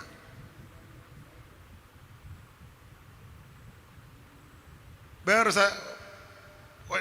റിപ്പോർട്ട് വന്നപ്പം ഒരു മുഴ. അത് പിന്നെ പ്രയാസപ്പെട്ട മുഴ മാറ്റുന്ന ആൾക്കാരുണ്ട്, അവരെ ഒന്ന് വിളിച്ചാൽ മതി. ഒരുമാതിരിപ്പെട്ട മുഴയല്ല, മുഴയുടെ സ്പെഷ്യലിസ്റ്റുകളുണ്ട്, അങ്ങനെയുള്ളവരുണ്ട്. ഇതെല്ലാം ബിസിനസ്സാണ് കൂടുതലും. ഒരു ഉദാഹരണം കൂടെ വേണേൽ പറയാം. കണ്ണാടിക്കടക്കാരും അവരും കൂടെ ധാരണയില്ല. അപ്പം പരസ്യം വന്നു, ഫ്രീ ആയിട്ട് കണ്ണ് ടെസ്റ്റ് ചെയ്യുന്ന ഫ്രീ ആയിട്ടാണ്. അപ്പം അപ്പനും അമ്മയും കൂടെ പഠിച്ചു, തങ്കമ്മേ ഫ്രീ ആയിട്ടാണ് ടെസ്റ്റ് ചെയ്യുന്നത്, നമുക്ക് പോകാം. പോയേക്കാം. 2 പേരൂടെ ടെസ്റ്റ് ചെയ്തപ്പം റിപ്പോർട്ട് അപ്പന് കുഴപ്പമില്ല, അമ്മയ്ക്ക്. പിന്നെ ഡോക്ടറെ കണ്ട് ഡോക്ടറിനെ പറഞ്ഞ് ഇത് അധികം നാൾ വെച്ചോണ്ടിരിക്കരുത്, ഇതിങ്ങനെ വെച്ചുകൊണ്ടിരുന്നാൽ ഇപ്പം ഇടത്തെ കണ്ണിനേ ഉള്ളൂ, ഒരു വർഷത്തിനകം അത് വലത്തെ കണ്ണയിലോട്ടും കയറും. ഒടുവിൽ അമ്മ മിക്കവാറും 2 കാണും, കണ്ണുവേ കാണാതെ. ഉടനെ വെപ്രാളം. ഉടനെ അമ്മ അവിടെ ഇരുന്നുകൊണ്ട് അപ്പനെ നോക്കി. ഉടനെ അപ്പം പറഞ്ഞ് എന്നാൽ കണ്ണാടിക്ക് കുറിച്ചു. ഉടനെ കണ്ണാടിക്ക് കുറിച്ചു. ഗ്ലാസും ഫ്രെയിമും എല്ലാം കൂടെ 17,000. ചുമ്മാ വരയ്ക്കാതിരുന്ന തള്ളയാ. ബിസിനസ്സാന്നായി പറഞ്ഞത്. നിങ്ങൾക്ക് മനസ്സിലാകുന്നുണ്ടോ? ഞാൻ ഉദാഹരണം പറഞ്ഞതേ ഉള്ളൂ. ഇതുപോലെ നിരവധി വിഷയങ്ങൾ എല്ലാ കാര്യത്തിലും. എന്നാൽ ഞാൻ നിന്നോടൊരു മാർഗം പറഞ്ഞു തരാം. അഥവാ ഒരു വൈകല്യമോ പ്രയാസമോ തോന്നിയാൽ ചെയ്യേണ്ടത് 2 പേരുടെ മുഴങ്കാലം മടക്കി സ്തോത്രം ചെയ്ത് പ്രാർത്ഥിക്കണം. നിന്നെ സൗഖ്യമാക്കുന്ന യഹോവയുണ്ട്. അവന്റെ അടിപ്പിണരാൻ നിനക്ക് സൗഖ്യമാ. യഹോവ നിന്റെ അകൃത്യം മുഴുവൻ മോചിക്കും, സകല രോഗങ്ങളെ സൗഖ്യമാക്കും. അപ്പൊ കാശ് കൂടുന്നത് സുഖമല്ല, അസ്വസ്ഥതയാ. ഇവിടെ അങ്ങനെ തന്നെ കാശ് കൂടിയപ്പോൾ വഴക്കും പിണക്കവും പ്രശ്നവും, ഇടയന്മാര് തമ്മിൽ ശണ്ട. വിവരിക്കുന്നില്ല. അബ്രഹാമുടനെ ലോത്തിനെ വിളിച്ചേച്ച് പറഞ്ഞടാ, ദേശമെല്ലാം വിശാലമായി ഇഷ്ടമുള്ളതെടുത്തോ, നീ അങ്ങോട്ടാന്ന് ഞാൻ ഇങ്ങോട്ടാ. അപ്പൊ ലോത്ത് നോക്കി, യോർദാനിലേക്കുള്ള പ്രദേശമെല്ലാം നീരോട്ടമുള്ളതെന്ന് കണ്ട. അങ്ങനെ ലോത്ത് കൂടാരം അടിച്ചടിച്ചടിച്ചടിച്ച്, ഞാൻ എല്ലാ വാക്യങ്ങളും എടുപ്പിക്കുന്നില്ല, സോതോമിൽ കൊണ്ട് കൂടാരം കെട്ടി. അബ്രഹാം നേരെ ഹെബ്രോനിലേക്ക് വന്നു. ആ 13-ന്റെ ഒടുവിലത്തെ വാക്യം വായിച്ചേ. 13-ന്റെ ഒടുവിലത്തെ വാക്യം. അപ്പോൾ അബ്രാം കൂടാരം നീക്കി. ഹെബ്രോനിൽ മമ്രയുടെ തോപ്പിൽ വന്ന് പാർത്ത് അവിടെ യഹോവയ്ക്കൊരു യാഗപീഠം പണിതു. അർത്ഥം ഇത്രയേ ഉള്ളൂ, വിശ്വാസത്തിന്റെ ആരംഭം അതിശ്രേഷ്ഠം, എന്നാൽ ഇടയ്ക്ക് ബലഹീനത. അതാ മിസ്രൈമിൽ പോയി ഹാഗാറിനെ കിട്ടിയത്. ആ ബലഹീനതയുടെ പ്രശ്നം ഇന്ന് വരെ തീർന്നിട്ടില്ല, കണ്ടോണ്ടിരിക്കുക. എന്നാൽ അങ്ങനെ ബലഹീനനായിട്ട് അബ്രഹാം തീർന്നില്ല. അബ്രഹാം വിശ്വാസത്തിൽ ശക്തിപ്പെട്ടു. ആ ശക്തിപ്പെട്ട കാര്യമാണ് 13-ന്റെ ഒടുവിൽ അബ്രഹാം ഇത് കഴിഞ്ഞപ്പോൾ കൂടാരമടിച്ച് ഹെബ്രോനിൽ വന്നു, മമ്രയുടെ തോപ്പിൽ വന്ന് യാഗപീഠം പണിതു. ഇങ്ങനെ വ്യാഖ്യാനിച്ച് ഇന്ന് അങ്ങ് നിർത്താം. ഹെബ്രോൻ എന്ന വാക്കിന്റെ അർത്ഥം കൂട്ടായ്മ. സ്തോത്രം. മമ്രെ എന്ന വാക്കിന്റെ അർത്ഥം ബലം. Praise the Lord. യാഗപീഠം പണിതെന്ന് പറഞ്ഞാൽ ആരാധന. അങ്ങനെയെങ്കിൽ ബലഹീനത വിശ്വാസത്തിൽ വന്നെങ്കിലും അങ്ങനെ തീർന്നില്ല. അബ്രഹാം കൂട്ടായ്മയിൽ വന്ന് ആരാധിച്ചു ബലപ്പെട്ടു. ഇന്ന് രാത്രി നിന്റെ വിശ്വാസത്തിന്റെ കുറവൊന്ന് പരിഹരിക്കണം. വിശ്വാസത്തിന്റെ കുറവ് പരിഹരിക്കണമെങ്കിൽ കൂട്ടായ്മയിൽ വരണം. വിശ്വാസത്തിന്റെ കുറവ് തീരണമെങ്കിൽ കൂട്ടായ്മയിൽ വന്നാൽ പോരാ, ആരാധിക്കണം. ആരാധിച്ച് ബലപ്പെടണം. ഇന്ന് രാത്രി ക്ഷീണങ്ങളെല്ലാം നീങ്ങട്ടെ, എല്ലാ തളർച്ചകൾ മാറട്ടെ. കുറെ നാളായിട്ട് ഒന്നിച്ച് കൂടാൻ പറ്റാതൊക്കെ ഇരിക്കുകയല്ലായിരുന്നോ പലരും? ഇന്ന് രാത്രി ഈ കൂട്ടായ്മയിൽ ബലപ്പെട്ടോണ്. സകല ക്ഷീണങ്ങളും കെടുതികളും തളർച്ചകളും മാറി ഈ രാത്രി വിടുതലോടെ വീട്ടിൽ മടങ്ങിപ്പോകണം. ദൈവം അനുവദിക്കുന്നെങ്കിൽ നാളെ സന്തോഷത്തോടെ, പ്രത്യാശയോടെ, ആരോഗ്യത്തോടെ, ബലത്തോടെ എത്തിച്ചേരുവാൻ ദൈവം കൃപ നൽകട്ടെ. എല്ലാവരും ദൈവത്തെ സ്തുതിച്ചാട്ടെ. അല്പസമയങ്ങൾ എല്ലാവരും കർത്താവിനെ സ്തുതിക്കാം. വിശ്വാസത്തിൽ ശക്തിപ്പെടുവാൻ, വിശ്വാസത്തിന്റെ കുറവുകൾ പരിഹരിക്കട്ടെ, വിശ്വാസത്തിൽ ബലപ്പെടുവാൻ ഇന്ന് രാത്രി എല്ലാവരും പ്രാർത്ഥിച്ചാട്ടെ.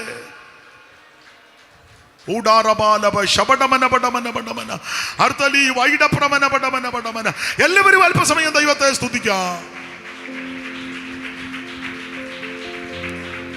വിശ്വാസക്കപ്പൽ താഴുമോ ഈ ഉലകിലി ജനമൂലനേറുന്നേ? വിശ്വാസക്കപ്പൽ താഴുമോ ഈ ഉലകിലി ജനമൂലനേറുന്നേ? ആശ്വാസമേകുവാൻ നീ വേഗമായി വന്നാലോ, ആശ്വാസമേകുവാൻ നീ വേഗമായി വന്നാലോ.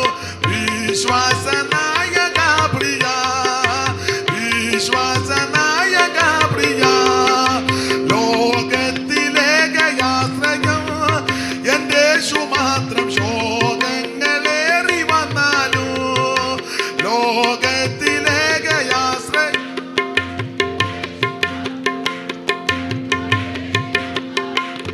ഓ വേണ്ട ഈ ലോക ഇമ്പ പ്രിയനെ നീ മതി, വേണ്ട ഈ ലോക ഇമ്പ പ്രിയൻ നീ മതി എന്നോ പാട്ടിപ്പാട് ഞാനോ. അമേ ലോകത്തിലേകയാശ്രയം എന്റെ യേശു മാത്രം. ശോകങ്ങളേറി വന്നാൽ അമേ ലോകത്തിലേകയാശ്രയം. കൈയടിച്ച് ചേർന്ന് ഓ മാറായുണ്ടി മരുവതിൽ സാരമില്ല മാറാ നാദനാവേശു. അമേ മാറായുണ്ടി മരുവതിൽ സാരമില്ല മാറായിൽ നാദനാവേശു. മാറാത്ത വാക്ക് തന്നാൽ മാറുമോ ആയവേ? മാറാത്ത ആയവേ മാറാമധുരമാക്കിടോ, മാറാമധുരമാക്കിടോ. ലോകത്തിലേകയാശ്രയം എന്റെ യേശു മാത്രം. ശോകങ്ങളേറി വന്നാലോ അമേ ലോകത്തിൽ.